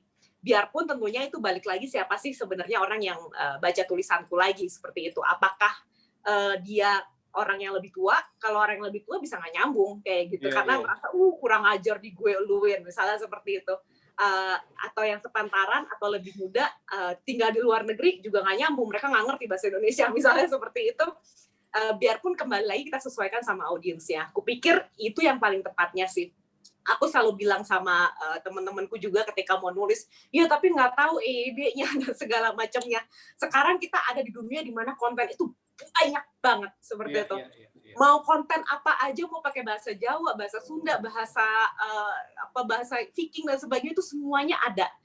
Konten tentang apa aja, cara memelihara kupu-kupu, melihara janda bolong dan sebagainya, semuanya kontennya ada, macam-macam banget gitu. Nah sekarang apa konten yang bisa kita menangkan adalah ketika kita menulis sesuatu yang memang kita expert di bagian itu. Apa yang kita udah pasti expert tentang hal itu. Adalah tentang diri kita sendiri, tentang pengalaman kita, tentang apa yang kita tahu gitu, dan dengan bahasa yang kita tahu sendiri. Akan ada orang-orang yang memang mereka sangat baik di bahasa baku dan hasilnya baik. Maksudnya memang mereka cara bicara setiap harinya juga suka pakai puisi, suka bikin pantun dan sebagainya. Nggak apa-apa, itu baik seperti itu. Tapi akan ada orang-orang yang caur gitu ya, kayak saya ini, dan ternyata tulisan saya yang caur itu yang pakai gua lo sukses tuh diterjemahkan ke bahasa Prancis gitu, nggak tahu gimana caranya gitu kan. Itu gimana terjemahannya apa tuh jadinya gue lo tuh? Lebih hancur lagi Mbak, jadi orang juga. Ya tetap pakai jus. Iya. Itu mungkin penerjemahnya perlu semedi dulu ketika menerjemahkan gue elu itu ya. Iya banget, kayak penerjemahnya sih harus tahu bahasa Indonesia dan bahasa gaul Indonesia ya. Supaya bisa menerjemahkan. Oke, terima kasih Margi. Siapa lagi Mbak yang? Oke, saya pindah ke masih di Zoom nih. Masih di Zoom apa udah di YouTube? Enggak, masih di Zoom ada. Ini Zoom nih ada nih dari mantan alma mater saya, boleh nggak KKN Mbak? Wih. Ada susah ini loh mahasiswa KKN. dari Politeknik Negeri Jakarta. KKN dong, sekali-sekali. Ya silakan Mas Bobi. Boleh dong, oke. Raden Putri, izin bertanya, Kak saya Raden dari Politeknik Negeri Jakarta. Pernah nggak sih kakak kehilangan ide, inspirasi? Mentok kayak gitulah Margi ya. Dan bagaimana cara kakak mengatasi, terutama saat ceritanya sedang berjalan? Terima kasih, salam kenal. Nanti saya kirim ke rekening. Oh enggak ada itu. Enggak ada. Ya. Halusinasi dia. Halusinasi. Lalu semangat ya. Iya, ini kacamata ternyata suka ngaco ya. Ya, tadi gimana kalau idenya mentok Margi? Padahal lagi nulis cerita gitu. Iya. Halo Raden Putri ya, berarti aku Raden manggil Putri. Raden Putri. Ngalamin writer's block gitu ya.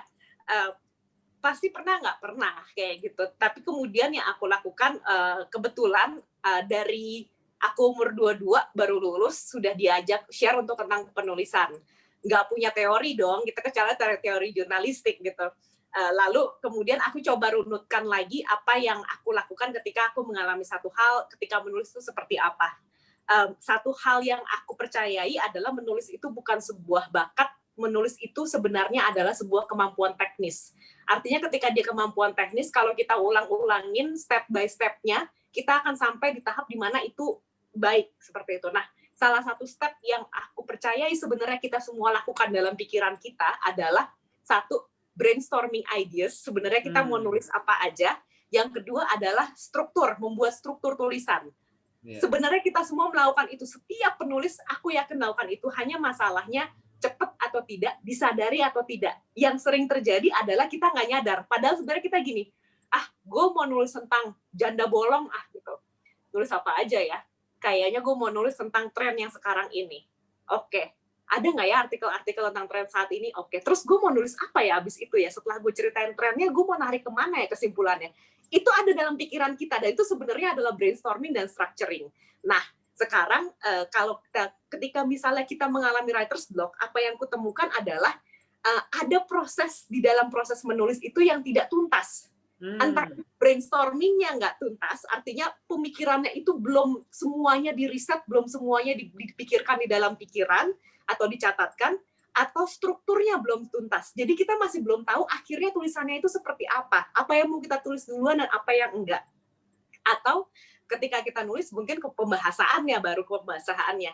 Tapi biasanya jarang sekali. Nah, jadi kalau aku selalu menyarankan, kalau kita merasa stuck, mundur lagi prosesnya, dirasain lagi prosesnya. Mundur lagi. Bahkan kalau perlu bikin, kalau aku misalnya nggak semua orang melakukan, kadang-kadang orang cuma dalam pikirannya aja. Kalau perlu saking perlu kita rasain lagi, ditulis lagi, brainstorming, idenya apa gitu. Manggis ke mana, apa, dan sebagainya, ditulis semuanya, semua ide-ide yang terkait dengan ide tersebut. Baru kemudian kita runutin, mau ngomong apa dulu nih, audiens kira-kira pingin tahu apa duluan ya dari tulisannya saya, ini dari informasi yang saya punya. Yang informasi ini basi, nggak jadi deh, nggak saya tulis deh. Yang informasi ini baru nih, nah ini yang pertama nih.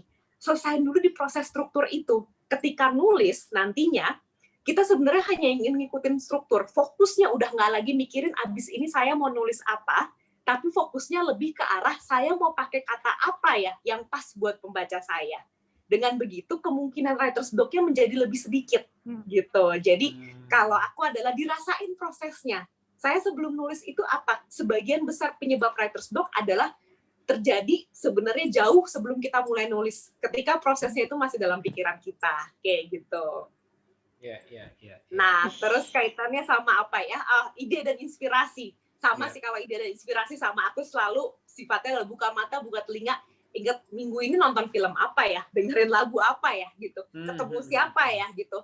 Siapa orang yang bikin gue kesel? Gitu kan ya. Siapa yang orang bikin gue senang, dan ibaratnya kenapa gue kesel? Kenapa gue senang? Dan hal-hal itu yang aku pertanyakan, yang kemudian mungkin bisa menceritakan lebih tentang apa isu-isu yang sebenarnya ada di sekitar kita. Oh gitu. Gitu, Raden. Itu Raden ya. Oke. Pencerahan. Kalau saya mentok jalan-jalan. Ya maksudnya kan mentok jalan sekitarnya gitu loh. Kalau mentok itu kejedot namanya, kejedot tembok, Mbak. Mungkin itu jalan buntu, Mamanda. Salah jalan ya. Oke, di YouTube ada pertanyaan sebentar. Dari Mbak Wati ya. Oh ya, Mbak Wati. Bandung nih, kok nggak salah ya Mbak Wati ini ya. Silakan Mbak, bacakan Mbak.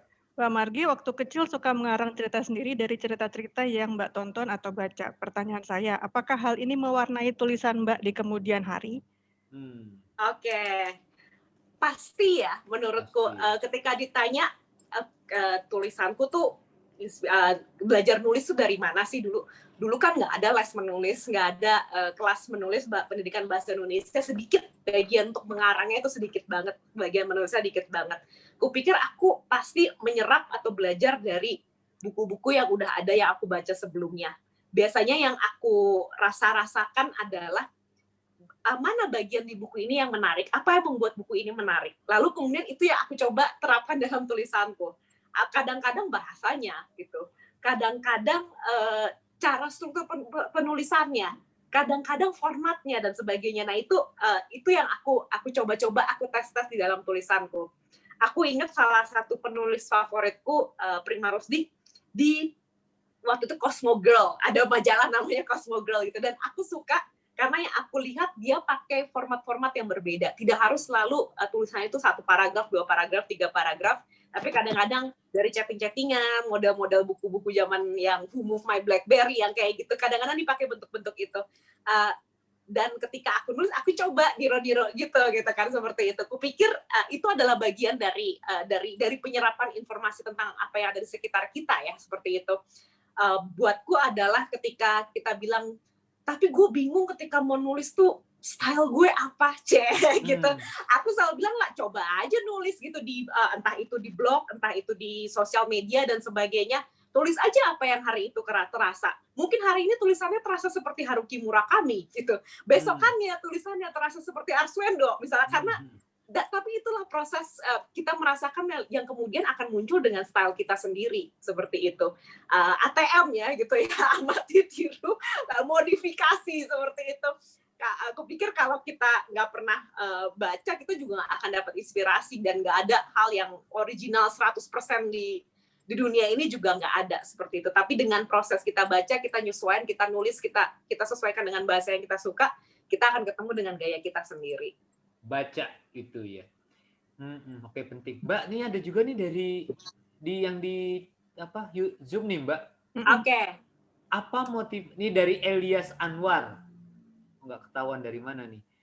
Apa motivasi yang lebih bagi anak-anak muda untuk lebih bisa menulis ketika dunia mereka dikuasai gadget dan audio visual seperti YouTube? Gimana nih Mbak Margi nih? Gitu ya. Iya nih.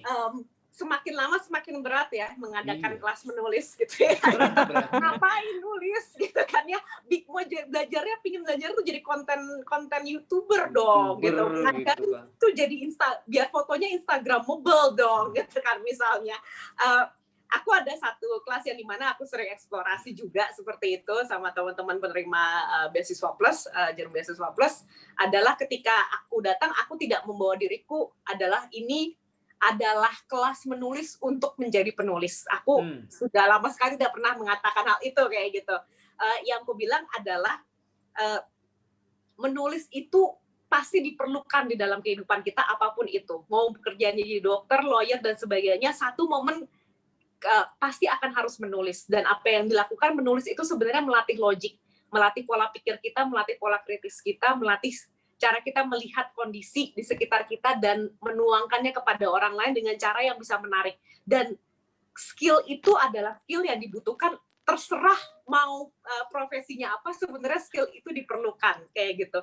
Jadi aku biasanya akan mulai dengan menunjukkan bahwa menulis ini bukan untuk menjadikan kita selalu sebagai penulis, tapi kita akan menjadi dokter, lawyer, fashion designer yang bisa menulis, yang bisa meyakinkan orang lain lewat tulisan kita. Salah satunya yang kadang-kadang aku bawa adalah skill-skills yang dibutuhkan apa sih di masa depan, biasanya 10 tahun lagi yang dibutuhkan skillnya apa, yang paling dicari itu apa. Dan salah satu skill yang paling dicari pada saat ini adalah critical thinking. Kenapa critical thinking itu penting? Karena sebuah nilai itu penting karena dia langka, gitu ya. Ketika arus informasi itu begitu banyak dan masuk ke kita, respon kita biasanya hanya menyimak, hanya ngelihat, scroll, gitu ya. Kita jarang lagi mempertanyakan, loh kenapa gini? Kok informasinya begini? Jarang dipertanyakan karena terlalu banyak informasinya. Sehingga kemampuan kritis itu menjadi sesuatu yang dihargai. Nah, gimana caranya melatih kemampuan kritis? Bacanya mesti kritis, lalu setelah bisa membaca kritis, bisa menuangkan konten secara kritis. Nah, itu yang kutekankan, bahwa apapun juga pekerjaannya, mau jadi konten YouTuber, mau jadi Instagram, tetap kok basisnya nulis gitu, basisnya, dan jadikanlah itu sebagai satu latihan untuk mengolah pola pikir kita sehingga bisa menyesuaikan lebih untuk pekerjaan kita. Biasanya seperti itu.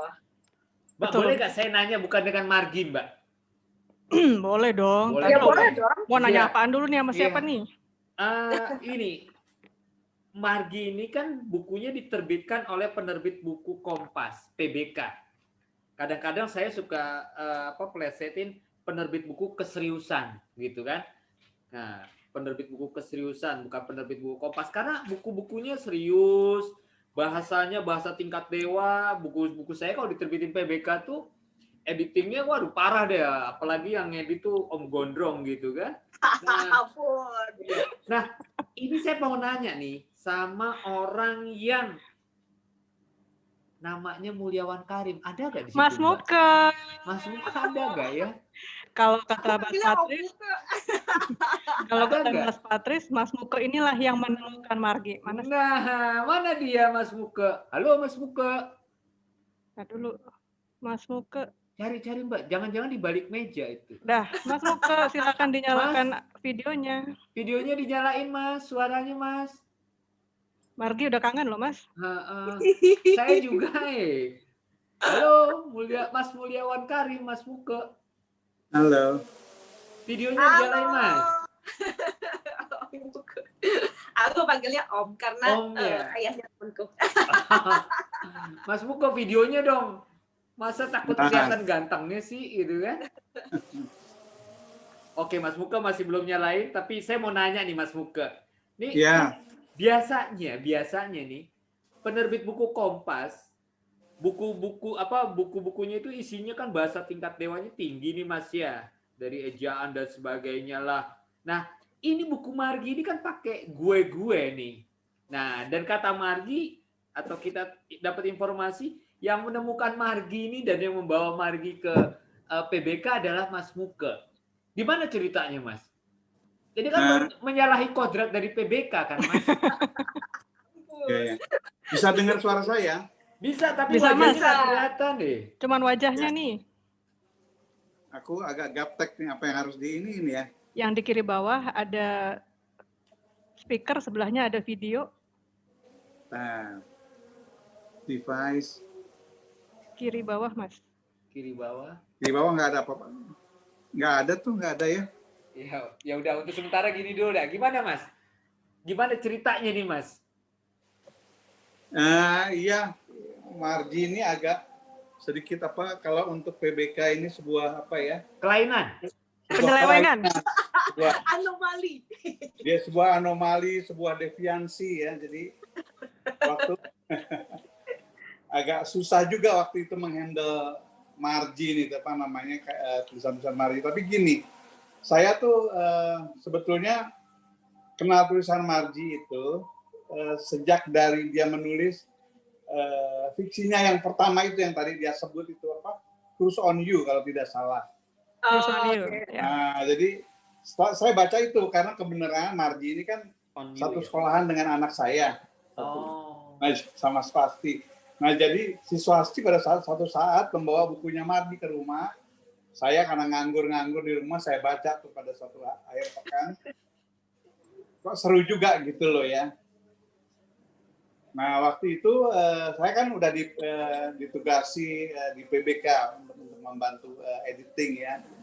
Lalu kemudian saya membawa ide untuk menerbitkan karya-karya Margi itu ke rapat gitu ya. Lalu ditanya bagaimana prospeknya, saya bilang ya ini yang saya tahu penulis blog.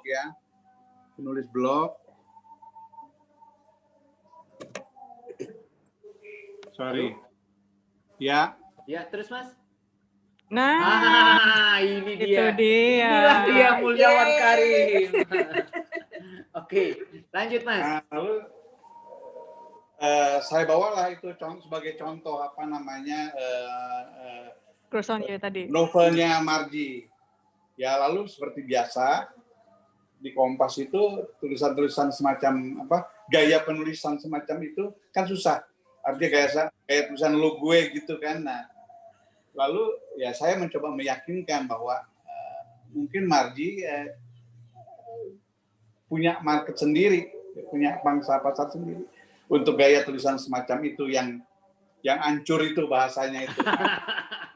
Lalu kemudian saya hubungi Marji, lalu kita sempat ketemu kalau nggak salah Marji ke kantor, saya perkenalkan, lalu kita membuat kesepakatan ketika itu Marji mencoba mengumpulkan tulisan-tulisan dia yang di blog juga, antara lain yang kemudian akhirnya menjadi buku After Orchard kalau tidak salah, buku yang pertama kita terbitkan.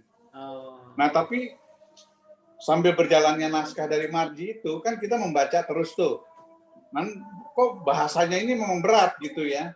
Sampai suatu kali di rapat itu kita bilang bahwa bagaimana yang menghandle tulisan-tulisan semacam, gaya tulisan semacam ini. Apakah semua kata-kata atau istilah-istilah yang tidak baku itu harus dibuat dengan huruf italik, misalnya itu salah satu ya. Karena kan selalu di Kompas itu kita bahasanya ya dengan baik dan benar gitu kan. Nah ini kalau semua harus ini kalau semuanya mengikuti pola editing yang biasa, ini semuanya mesti dibikin miring semua tulisan. Logo ada kata-kata pergaulan dan sebagainya yang tentunya bukan bahasa Indonesia baku ya, bukan kata-kata Indonesia baku. Jadi lalu akhirnya ya kita menyerahnya itu artinya ya udah kalau gitu nggak usah dibikin italik lah, kata-kata yang aneh-aneh itu dibiarin aja gitu kan. Nah lalu ini memang menjadi sebuah permulaan yang baru ya di penerbit Kompas ya. Di Kompas itu kita mencoba menerbitkan sebuah kumpulan tulisan di mana yang menggunakan bahasa sehari-hari yang biasa dipakai oleh anak muda ketika itu. Nah jadi akhirnya kita setuju dan ya buku itu akhirnya terbit, dan saya kira saya nggak begitu tahu bagaimana kondisi marketingnya, tapi saya kira itu disambut baik lah ya, banyak orang bertanya, banyak kita bikin peluncuran buku kalau nggak salah juga ketika itu sama Marji. Dan saya kira yang penting dari apa yang gaya penulisan Marji ini bukan semata-mata dilihat dari segi teknik penulisan atau gaya bahasanya, tapi adalah Marji ini kan seorang penulis yang mewakili zamannya ya. Jadi saya kira apa yang dia tulis dengan segala gayanya yang biasa itu kan mewakili. Dia pertama-tama mewakili generasi muda. Sebuah yang karya-karyanya jarang diterbitkan oleh Kompas. Kita kan seperti saya kira Mas Bobi dan Manda tahu, Kompas itu kan selalu menerbitkan karya-karya serius, sarjana, ahli filsafat, jurnalistik pastinya ya, semua yang serba serius lah ya, yang seperti tadi Mas Bobi bilang.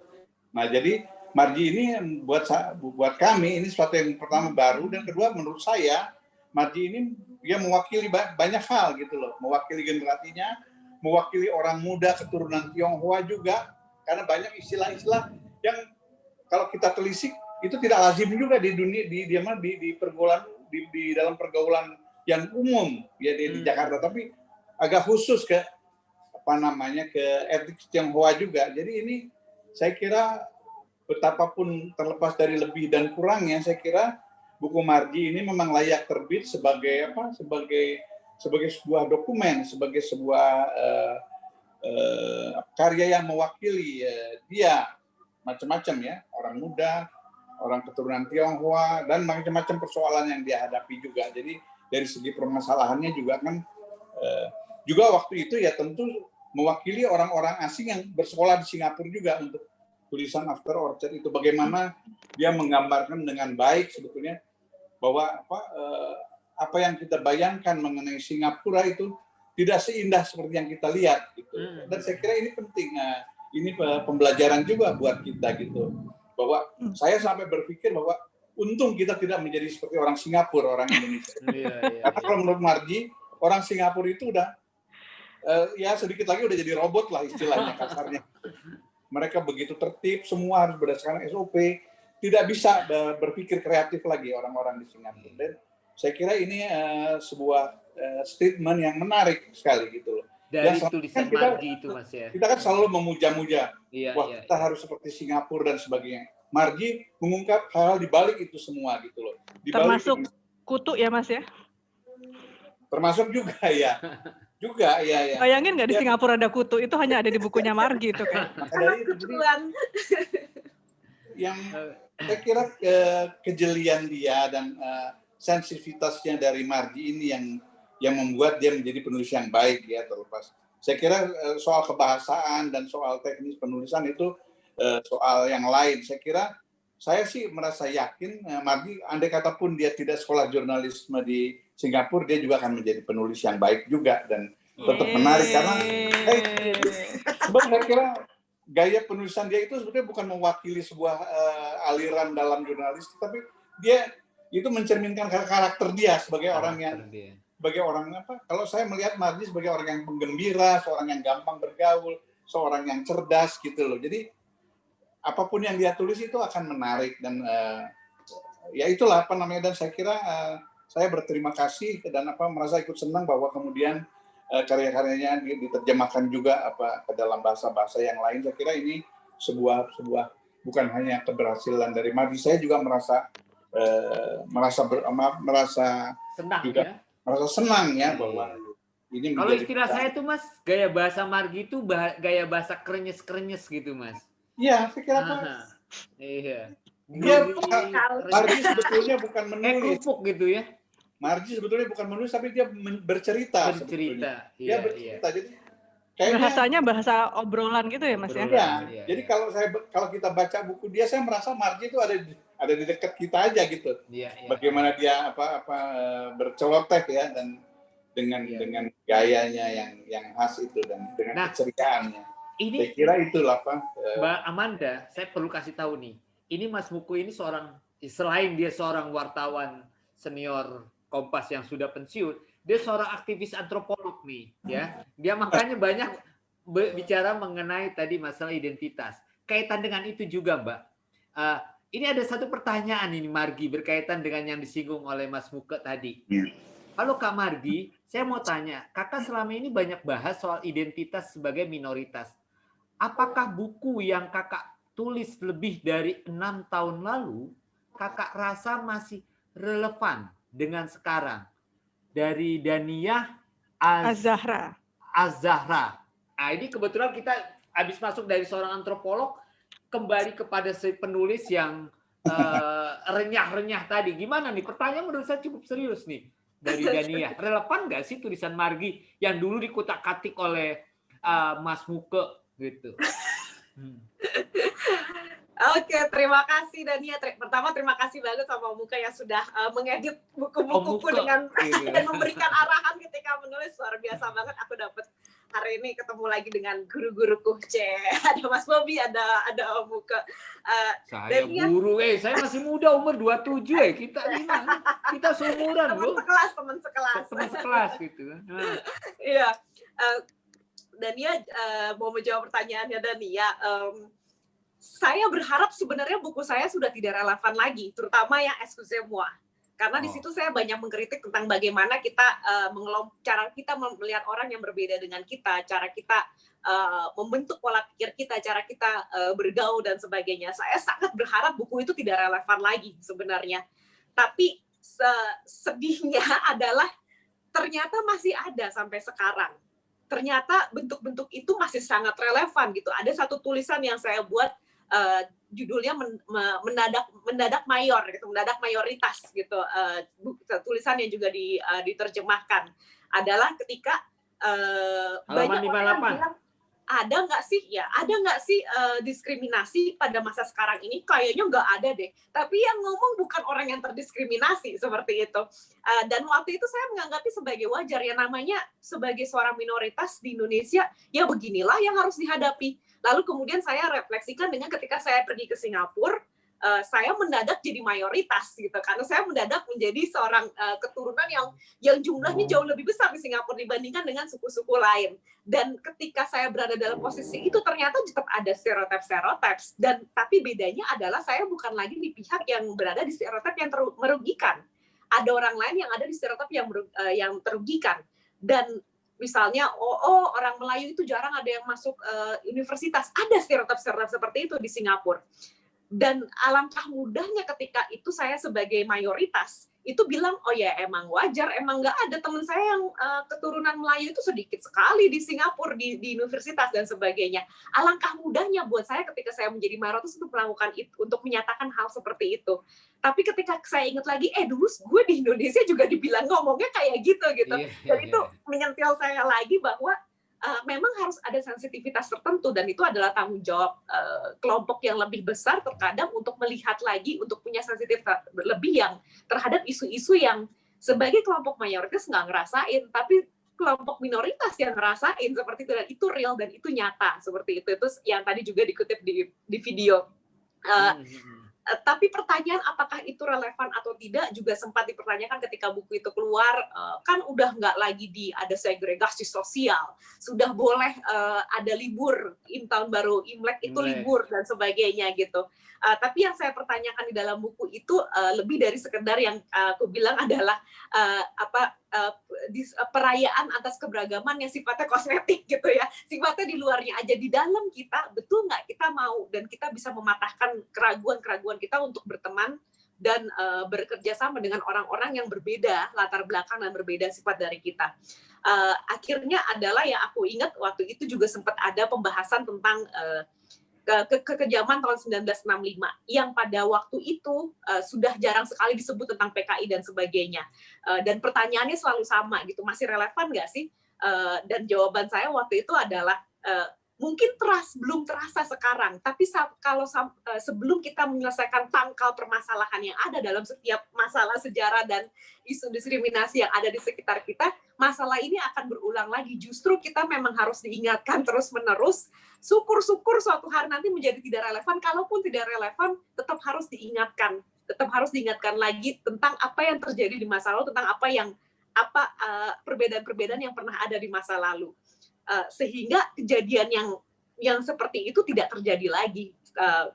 Kita belum sampai ke tahap itu, belum sampai di tahap kita bisa bilang, wah kita semua adalah bangsa yang siap menerima keberagaman, dan nyatanya adalah bentuk-bentuk diskriminasi, bentuk-bentuk stereotip, dan bentuk-bentuk pemisahan atau pembentukan kelompok di masyarakat kita masih ada. Sampai itu, ya tentunya apakah ini relevan? Sayang sekali masih. Tapi dan kita masih harus terus membuat tulisan-tulisan yang modelnya seperti supaya ini. nggak relevan tulisan-tulisannya Mas Margi tadi ya. Benar-benar. Jadi Danias, aku juga mengundang untuk membicarakan hal-hal yang lebih relevan lagi sekarang, diupdate lagi gitu, karena kita harus terus-terus ngomongin hal itu sih. Itu yang aku rasain. Baik, Mbak Amanda masih ada pertanyaan nih di saya atau Mbak Amanda dulu yang bacain? Masih banyak loh ya ini, jadi. Aduh. Tapi ini udah jamnya udah mau habis nih. Tapi sebelum lupa, nanti kalau mau mendapatkan buku-bukunya Margi, penasaran dengan lu gue tadi, bisa lihat di Gerai Kompas, atau nanti kalau mau dapat yang pakai tanda tangan Margi, itu kontak di mana Margi? Instagram aja ya?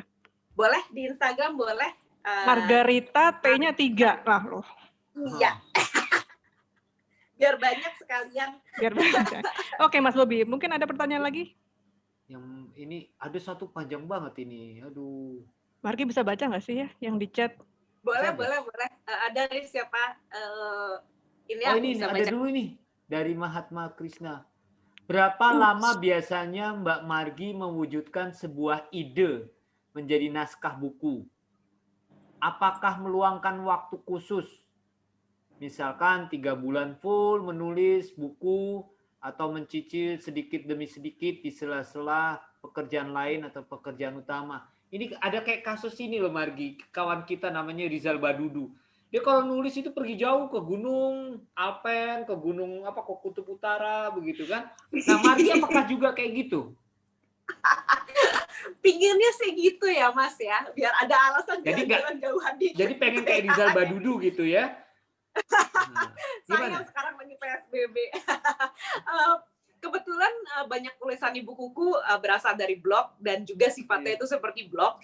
Kalau kita nulis blog kan memang seminggu sekali atau seminggu dua kali seperti itu. Jadi ketika proses penulisan bukunya, biasanya yang pertama aku bikin strukturnya dulu, secara buku itu isinya apa aja sih gitu. Lalu setelah aku bikin struktur itu, aku lihat apakah sudah ada tulisan-tulisan yang sudah aku buat yang ada di dalam blog yang bisa jadi bagian dari situ. Nah, setelah dicocokin daftarnya seperti itu, akan ada sisa beberapa tulisan yang memang belum kutulis, baik di blog ataupun juga diriku sendiri. Nah, itulah yang kemudian kita aku fokuskan, mulai nulis di bagian-bagian yang memang belum aku lengkapi itu, seperti itu. Jadi kalau proses melengkapi tulisannya sendiri sih sebenarnya lumayan cepat ya, karena sebagian besar biasanya sudah dicicil pada saat itu. Menulis satu tulisan sebenarnya cukup cepat selama kita, yang lama itu kan sebenarnya proses brainstorming sama structuring-nya kalau buat aku ya gitu. Jadi ngumpulin mau ngomongin apa aja, lalu kita susunnya seperti apa. Ketika nulisnya sendiri sebenarnya cukup cepat prosesnya. Mungkin kalau sebenarnya satu tulisan itu 2 jam selesai lah, seperti itu ya. Gitu. Hanya tergantung niat dan cita-cita ya. Bukan hobi ya. Jadi seperti gitu. Itu tadi yang idenya, apakah Om meluangkan waktu khusus enggak ya? Ini Mahatma Krishna nih, soalnya dia nitip pesan sama saya dia nih. Kalau nggak dibacain, dimusuhin ya? Dimusuhin. Ini saya tahu nih orangnya nih. Ini dari Jakarta, daerah Keramat. Gitu. Oke. Ini dari CB Kusmarianto nih ada pertanyaan. Margi, luar biasa nih. Bukan pertanyaan, sanjungan. Dari CB Kusmarianto, kayaknya dari Jogja ini. Margi, mau tanya dong sekarang? Ya, silakan. Boleh. Nulis katanya the way of life gitu ya? Iya. Sekarang lagi nulis apa? Mancing banget sih gue. Mau nyontek ya Mbak ya? Gitu ya. Aku masih aktif nulis. Aku nulis blog iya, seperti itu. Terus aku memang sengaja coba ambil beberapa proyek penulisan, biasanya untuk cerita-cerita pendek seperti itu. So-called ghostwriting seperti itu aku masih jalani juga gitu. Terus kalau iseng ada satu buku yang kucita-citakan tapi belum terwujud hingga sekarang. Yaitu dengan kehidupanku sehari-hari pada saat ini, yaitu sebagai tukang buah, bener-bener aja tukang buah. Aku karena aku sekarang jadi eksportir buah segar Indonesia, mereknya Java Fresh. Ada banyak banget sebenarnya pengalamanku di Java Fresh yang buatku sendiri menarik, karena aku ketemu dengan orang-orang baru, ketemu dengan petani, ketemu dengan orang-orang yang biasanya nggak dengan mudah aku bisa temui dan aku ajak ngobrol tentang buah-buah Indonesia yang seperti itu, tentang kita dengan usaha kita yang kita mulai dari nol dan sebagainya. Kadang-kadang ngumpulin tulisan-tulisan gitu. Untuk pertama kalinya mungkin merasa tidak pede gitu ya untuk mengajukan itu jadi satu buku yang full, karena tiap kali kayaknya merasa selalu ada hal yang baru, selalu merasa ada hal yang perlu aku pelajarin di bidang buah-buahan ini gitu, karena aku belajar balik lagi dari nol lagi kan gitu, dari nggak pernah tahu bedain manggis jelek sama manggis bagus gitu, sampai sekarang menjadi seorang eksportir gitu, masih mengumpulkan bahan untuk buku itu sih sebenarnya. Berarti kita tunggu buku selanjutnya Margi terkait dengan buah-buahan. Iya. Iman, tekad, dan ini ada yang ngomong nih, sedih banget pertanyaanku kayaknya nggak kebagian nih, aduh sedih. Siapa? Sevilla Novel Eva, aduh, sampai nangis loh Margi nih. Memang cukup panjang dia ungkapkan, tapi saya ambil intinya. Pertanyaan saya sebenarnya, bagaimana supaya cara menulis saya menarik pembaca? Apa yang harus saya lakukan untuk menambah pengetahuan umum saya? Saya benar-benar pemula. Terima kasih dari Depok. Moga Sevilla nggak nangis lagi ya. Sedih banget pertanyaanku, kayaknya nggak kebagian. Sevilla. Jadi latar belakangnya Margi, Sevilla ini suka menulis, suka bercerita dan tertarik dengan dunia jurnalistik. Keren banget. Bagaimana supaya menarik pembaca? Buat aku adalah selalu bangun empati kita terhadap si pembaca. Personifikasi siapa? Siapa yang akan baca tulisan kita kayak gitu. Bayangkan orangnya, dia setiap hari ngapain aja, dia suka apa sih, dia kalau ngobrol sama temennya pakai bahasa apa sih, yang dia percayai apa, yang dia suka apa, yang dia nggak suka apa, dan sebagainya. Personifikasi si pembaca itu. Mudah kadang-kadang untuk membayangkan salah seorang dari teman kita, misalnya kalau pembacanya adalah teman, atau ya misalnya dia adalah misalnya seorang bapak-bapak tua menteri misalnya seperti itu, bikin personanya siapa dia gitu, mungkin bisa di browsing, di stalking seolah-olah gitu, jadi kita benar-benar mempunyai bayangan tentang si orang tersebut. Itu akan sangat membantu ketika kita menuliskan sesuatu yang sehingga itu bisa menjadi audience centric kalau aku bilang. Ketika kita tahu si pembaca itu sukanya apa dan pola pikirnya seperti apa, ketika kita menawarkan satu ide yang berseberangan, kita kemungkinan besar tidak akan bisa mengubah apa yang dia suka. Tapi ketika kita appealing, menyinggung sesuatu yang dia suka, mungkin dia akan lebih cenderung lebih terbuka terhadap ide yang kita tawarkan. Karena dia merasa, oh kesukaan gue sama nih sama penulisnya nih, gitu. Cocok nih kita nih, kayak gitu. Coba idenya apa gitu. Dan itu akan membantu untuk mulai masuk ke dalam ide itu. Atau misalnya idenya kelihatannya akan berseberangan nih, seperti itu. Tulis dengan cara yang balance. Apa yang beda dengan pandangan yang kita dukung, seperti itu. Plus minusnya seperti apa, baru kemudian kita masuk dengan argumen tentang apa yang kita percaya benar. Itu biasanya akan membantu si pembaca. Ketika baca nggak defensif gitu, yang kayak, apa? Seperti itu. Tapi mengikuti pola pikir kita, mau ikut pola pikir kita sampai mudah-mudahan kesimpulan yang sama dengan kita. Nah, apa yang harus dilakukan untuk menambah pengetahuan umum, sudah pasti adalah kalau aku nggak mungkin bisa menulis kalau kita nggak baca gitu ya. Baca gitu. Bacanya apa? Kalau aku tidak harus selalu yang serius, yang buku yang berbobot dan sebagainya, tapi perluas, tapi jangan sampai hanya bacanya yang satu hal aja, yang ringan-ringan aja misalnya seperti itu. Tetap harus baca sesuatu yang sifatnya kredibel seperti itu. Di internet juga banyak kok, e-book sudah banyak kayak gitu, jurnal-jurnal juga ada di internet seperti itu. Jadi nggak harus dalam bentuk buku yang print, nggak sebagai bahan materi kita, enggak, biarpun ketika satu buku itu sudah dicetak lalu kemudian sudah melalui proses editorial, tentu kredibilitasnya akan jauh berbeda dengan apa yang kita temukan di internet. Gitu ceritanya. Kayaknya waktu kita udah mau habis nih ya. Tapi boleh nggak saya bacain, ada beberapa pertanyaan nih? Tunggu, sebelumnya Rima sama Sandes ada pertanyaan lagi nggak kira-kira? Lagi nggak? Ingat loh Yul, baca jurnal juga harus loh Yul. Tadi pertanyaan saya ada yang belum dijawab sebenarnya. Oh ya, role model itu ya? Model. Iya. Role model dia tuh ini kok nggak salah. Role model. Saya tahu itu. Apa tuh? Coba Mas Bobi tebak. Greg Sutomo namanya. Gregory Sutomo itu. Itu kan? Enggak, itu saya tebak-tebakan. Silakan Margi, jawab pertanyaan Rima. Oke, role model gitu. Buku-buku ya banyak banget sebenarnya, penulis yang oke tuh banyak banget. Salah satu yang aku ingat yang tentu saja menginspirasi aku untuk belajar nulis, Enid Blyton. Aku suka caranya mendeskripsikan sesuatu sehingga kemudian aku bisa membayangkan hal yang tidak pernah aku alami atau aku lihat secara langsung. Itu jadi salah satu. Dan membayangkan seperti seorang George ya. Benar. Bukan Dik kan? Benar bukan banget, Ano ya. Oke. Benar. Gimana ketika baca, aku selalu tantanganku, bisa nggak pembaca itu membayangkan apa yang aku alami atau merasakan apa yang aku rasakan. Terus Pak Arswendo, almarhum Arswendo tentu saja salah satu inspirasiku. Ada satu buku yang aku suka banget, buku kumpulan puisi dari Pak Arswendo, Pohon Mangga di depan gereja atau seperti itu gitu. Yang aku suka adalah buku itu kelihatannya ditulis pada saat almarhum Arswendo lagi di penjara, dan bentuknya puisi. Puisi itu kan biasanya serius banget gitu, atau mendalam gimana, dan kondisinya juga lagi di penjara. Tapi ringan, lucu gitu. Bisa cerita tentang nyamuk, conversation sama nyamuk dan sebagainya. Dan yang aku temukan, ternyata untuk menyampaikan kritik, untuk menyampaikan ketidaksukaan terhadap sesuatu atau ketidakadilan, tidak harus dengan cara yang suaranya selalu keras, tapi bisa juga dengan cara yang humor, cara yang lembut. Jangan-jangan cara itu akan lebih bisa mempengaruhi orang yang membaca kayak gitu. Aku suka gaya-gayanya, paling suka baca sebenarnya Haruki Murakami kalau novel.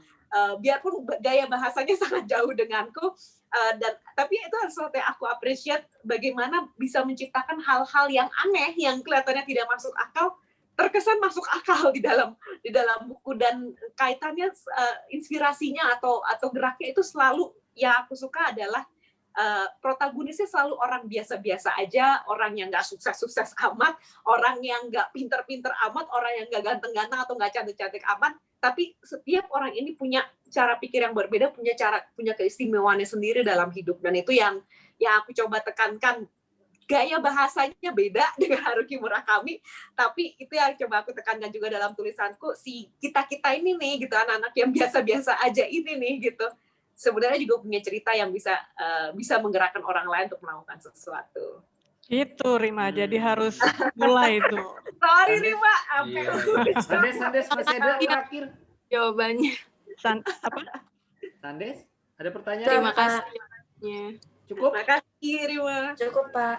Cukup. Marji, sebelum lupa jangan ini loh, jangan makin dari tanggung jawab untuk memilih 3 orang loh. Oke. Sandes dan Rima nggak usah dipilih, dia udah dapat jatahnya sendiri gitu kan. Oke. Iya. Oke, ini ada pertanyaan terakhir kali ini Mbak Amanda ya. Beatrice kayaknya pertanyaannya sudah, yang tadi masalah mentok ya Beatrice Young. Udah tadi memutuskan gimana sih kalau ide 1 udah mentok, udah. Sembari Margi memilih, kita memantau lagi ada satu pertanyaan. lagi nih dari Francisca Romana Sariningsih.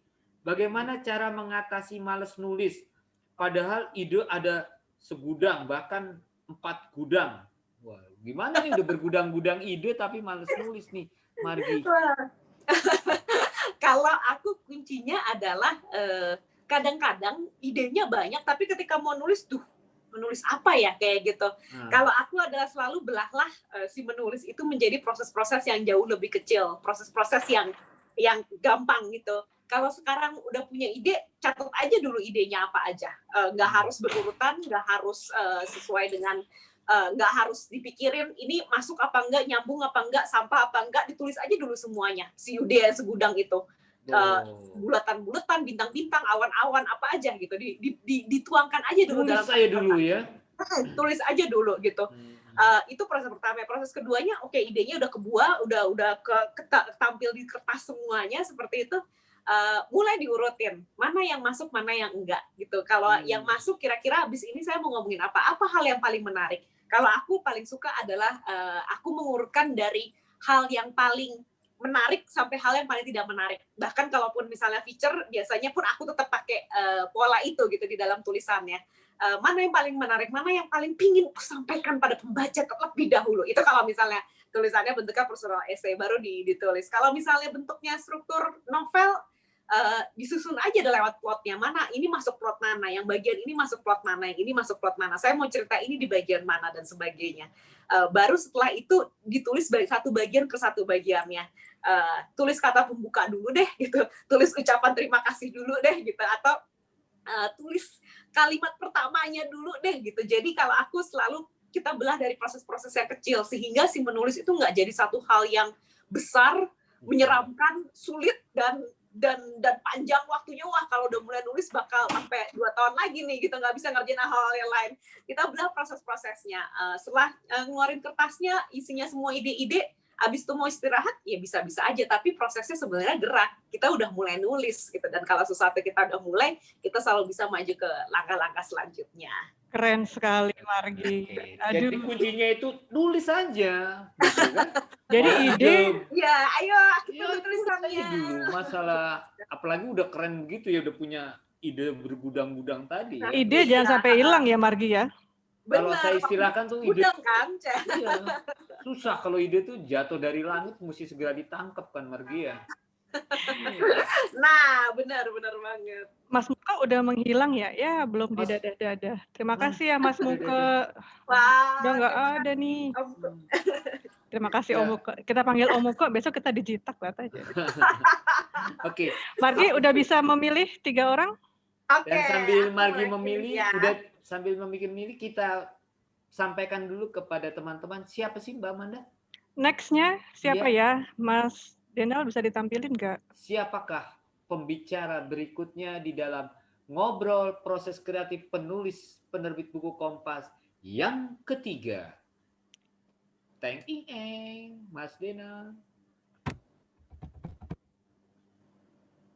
Tuh. Ini dia. Suka. Ini dia ngobrol next yang ketiga adalah Pak Asfi Warman Adam, seorang profesor riset bidang sejarah politik LIPI. Jadi jangan lupa hari Kamis 29 Oktober tahun 2020 pukul 16.30 sampai jam 18.00 WIB. Kalau nggak molor. Kalau nggak molor. Ini kita udah molor. Udah ya, Mbak, molor ya? soalnya kita ini. Makanya jadi ingetin itu jamnya kalau nggak molor gitu. Mulainya tepat, berakhirnya molor. Jadi kalau ada yang berminat menjadi penanya tamu untuk sesinya Pak Asfi Warman Adam 2 minggu dari sekarang, boleh mendaftarkan dirinya ke Instagramnya Penerbit Kompas, tetap @bukukompas. Ya, itu @bukukompas. Jadi ke situ dan jelaskan kenapa kok tertarik menjadi penanya di sesinya Pak Asfi. Oh, saya soalnya sering baca tulisannya Pak Asfi, pengen tahu. Nah, itu dijelaskan kenapa begitu. Ya, kita tunggu di Instagramnya Penerbit Buku Kompas, yaitu @bukukompas. Gitu. Margi, udah bisa Oke, memberikan? silakan. Oke, aku mulai pilih ya. Yang pertama adalah Sevilla, biar nggak nangis lagi. Sevilla. Oke. Sevilla. Di barusan dia chat lagi nih melihat penulis. Oh, ini curcol tentang saya, nggak usah deh. Ya. Sevilla yang pertama ya, Sevilla. Berikutnya adalah Wati. Wati yang dari Bandung tadi ya? Dari Bandung, Ya, kalau nggak salah Wati Bandung. Hai Ya. Wati. Mbak Wati Oke. ini. Eyang Wati itu udah tua itu. 89. Enggak. Mbak Wati bercanda, Mbak Wati ya. Terus. Lanjut Margi, satu lagi. Ya, satu lagi. Satu lagi aku pilih Daniah deh. Dania, oke. Nah ini gimana Mbak Amanda? Kemana mereka memberikan alamat, informasi, HP dan sebagainya? Ke rumah saya. Oh bukan ya. Oh, bukan. Jadi Sevilla, Wati sama dan Dania, tolong mengirimkan data-datanya ke Penerbit Buku Kompas. Lagi-lagi Instagramnya @bukukompas. Ya, kirimkan Rima situ. dan Sandes nggak perlu kirim-kirim lagi. Kalau mau kirim ke rekening saya boleh, karena alamat Anda sudah boleh, sudah ada di kami. Begitu ceritanya untuk hari ini. Asik. Terima kasih banget. Hari ini ada 40 orang tadi di Zoom dan 30 orang di YouTube. Atas atensinya, terima kasih banyak. Atas pertanyaannya yang begitu banyak, begitu detail dan begitu menyentuh, ada yang menyentuh gitu ya. Terima kasih banyak. Sayangnya tidak bisa kita bacain satu-satu kecuali kita mau pantengin Margi sampai besok. Wayangan kita. Wayangan gitu kan. Jadi kita selalu hadir setiap 2 minggu. Jangan lupa untuk yang berikutnya 2 minggu lagi silahkan mendaftarkan diri kalau mau jadi penanya atau mendaftarkan untuk ikut Zoom-nya. Gitu. Terima kasih buat Margi, buat Mas Tra, Penerbit Buku Kompas, Mas Muka, terima kasih. Mas Muka, Sandes, Rima, dan teman-teman yang telah hadir baik di Zoom maupun di YouTube. Begitu. Jangan lupa ya tadi yang 3 pemenangnya itu nanti kalau nggak kalau nggak sebutin alamat, nama, dikirimnya ke tempat saya loh. Oke. Sebagai penutup, sekali lagi saya ucapkan terima kasih untuk semua pihak yang sudah membantu terlaksananya acara ini. Itu ada Mas Denal, ada Septi, ada Mas Patris, dan semuanya yang tidak bisa saya sebutkan satu-satu. Satu persatu. Semoga yang ke depan. Makasih juga dong buat Mbak Amanda yang makasih Mas Bobi. Segalanya. Kita tepuk tangan dulu dong buat Mbak Amanda. Terima kasih Mbak Amanda, Mas Bobi, PBK. Terima kasih. Jangan lupa kirim manggisnya ke tempat kami ya Mbak Margi ya. Nanti Oke, terima kasih sekali lagi semuanya. Dengan demikian acara saya tutup ya. Sampai ketemu 2 minggu lagi di pembicara yang lain dan cerita yang lain lagi. Oke, terima kasih banyak semuanya. Terima kasih, sampai ketemu lagi. Terima kasih Yul, terima kasih Sandes. Terima kasih. Mas Patri. Mas Patri, terima kasih. Sampai ketemu lagi. Mbak Rima, makasih ya, terima kasih. Ya, tolong YouTube-nya diudahin. Dimatikan semua. Ya. Supaya jangan kayak kemarin. Supaya yang aneh-aneh nggak keluar-keluar. Om Gondrong udah sampai sana. Udah tuh pizzanya kagak dibawa. Hah? Wah, enggak gimana? Sandes gimana terjawab pertanyaannya Sandes? Masuk gua. Halo? Masih ada tuh. Sandes gimana? Ada gimana? Ada kesan-pesan? Masih ada unek-unek nggak, Sandes? Termotivasi nggak? Enggak, Pak. Nggak termotivasi? Apa? Nggak Oh, termotivasi? termotivasi. Oh, Tapi kira. unek-unek udah nggak ada Udah gitu. nggak ada ya? Iya. Sandes boleh ajak teman-teman nanti 2 minggu mendatang. Guru-guru juga boleh. Bu siapa yang kemarin minta Sandes? Bu Yuni. Bu Yuni nggak muncul tadi ya? Ngumpet ya? Nggak tahu saya juga. Oh, nggak tahu. Nah, kalau minggu depan, 2 minggu mendatang itu kita akan banyak mengungkap tentang sejarah. Gitu. Keren banget sih. Aku mau ikut pas. Nggak boleh. Ikut dong. Margi ini pentingnya karena apa? Koneksinya ke anak-anak SMA ini banyak. Dia kan masih sering bikin penulisan. Jadi kita akan membutuhkan Margi untuk. Serius sama bicara. Ini apa sih berantem sendiri nih orang dua nih? Ini pergi mana sih? Di rumah aku. Dan mereka berdua berantem di depan aku itu. Ya ampun. Ayo lagi, social distancing lagi. Ayo. Tahu nggak aku dikasih apa sama Mas Bobi karena rumah aku dipakai. Sip, provisiat. Tuh Mas Gondrong tuh nggak kelihatan kan karena dia gelap. Mas Agung jadi bawa pizza nggak? Boro-boro. Waduh, gimana ini? Belum datang. Belum datang. Oh ya, pakai GoFood ya. Sandes kalau mau pamitan, mau off nggak apa-apa loh. Ini kita cuman udah sesi celah-celahan ini. Kalau mau ikut ya boleh. Kalau mau ikut boleh. Saya pamit dulu ya. Terima Salam kasih buat ya. Sandes ya, buat Bu Yuni, buat guru-guru ya. Sukses ya. Sukses ya. Jadi penulis ya. Amin. Makasih, Pak. Iya, nanti diterbitin di kami. Nah, siapa si Rima itu adalah mahasiswa aku yang kupaksa buat jalan-jalan itu. Jadi dia juga harus menulis perjalanannya. Jadi tadi kemarin dia sangat bersemangat ngikutin sesinya Margi karena dia bingung. Gue mulai dari mana ini mau nulis. Oh, bagus. Jadi kemarin begitu aku kasih dia sangat tertarik. Dia langsung ya apa? Aku Bu katanya gitu. Kurangannya cuma satu ini. Apa? Mas Bobi hitam banget. Kemarin putih banget, sekarang hitam. Gimana nggak ngerti nih? Ini kayaknya Kayaknya sentimen semua sama saya nih, kemarin keputihan, sekarang kehitaman. Nggak ngerti. Makanya pakai ring light dong. Iya, harusnya dia mengandalkan lampu gue, nggak taunya mati yang di situ yang pasti. Iya, ngandelin lah. Gimana mau jadi YouTuber, Mas Bobi? Aduh, udah balik lagi lah ke background ini gitu. Background alam, habitat alam. Moga-moga ngejawab pertanyaan, tapi Mbak ke Rima kalau misalnya ada yang dia masih mengganjal ini aja nanya-nanya lagi aja. Aku nggak tahu apakah aku berhasil menjawab pertanyaan atau tidak tadi. Dia ini cuma tadi pamit duluan karena koneksi internetnya agak terpayah-payah. Tadi makanya pakai videonya kadang-kadang putus dia itu. Itu pertanyaan-pertanyaan yang belum terjawab tugasnya Mas Patris itu. Itu udah ada SOP-nya. Nggak ada. Kayaknya udah bukan? Semua udah terjawab. Ada yang di bagian Q&A. Q&A. Q&A. Ada Bonaventura tuh. Apakah Kompas menerima kiriman naskah tiap bulan? Wah, garap Mas Patris. Dari Simon Boyko Sinaga belum dijawab tuh. Oh iya. Keren. 100 kali keren tuh. Simon Sinaga belum dijawab dong. Pertanyaan. Itu di YouTube terus jadi obrolan sendiri gitu antara kita aja, Mak. Tori, Ravando, siapa muter aja di situ.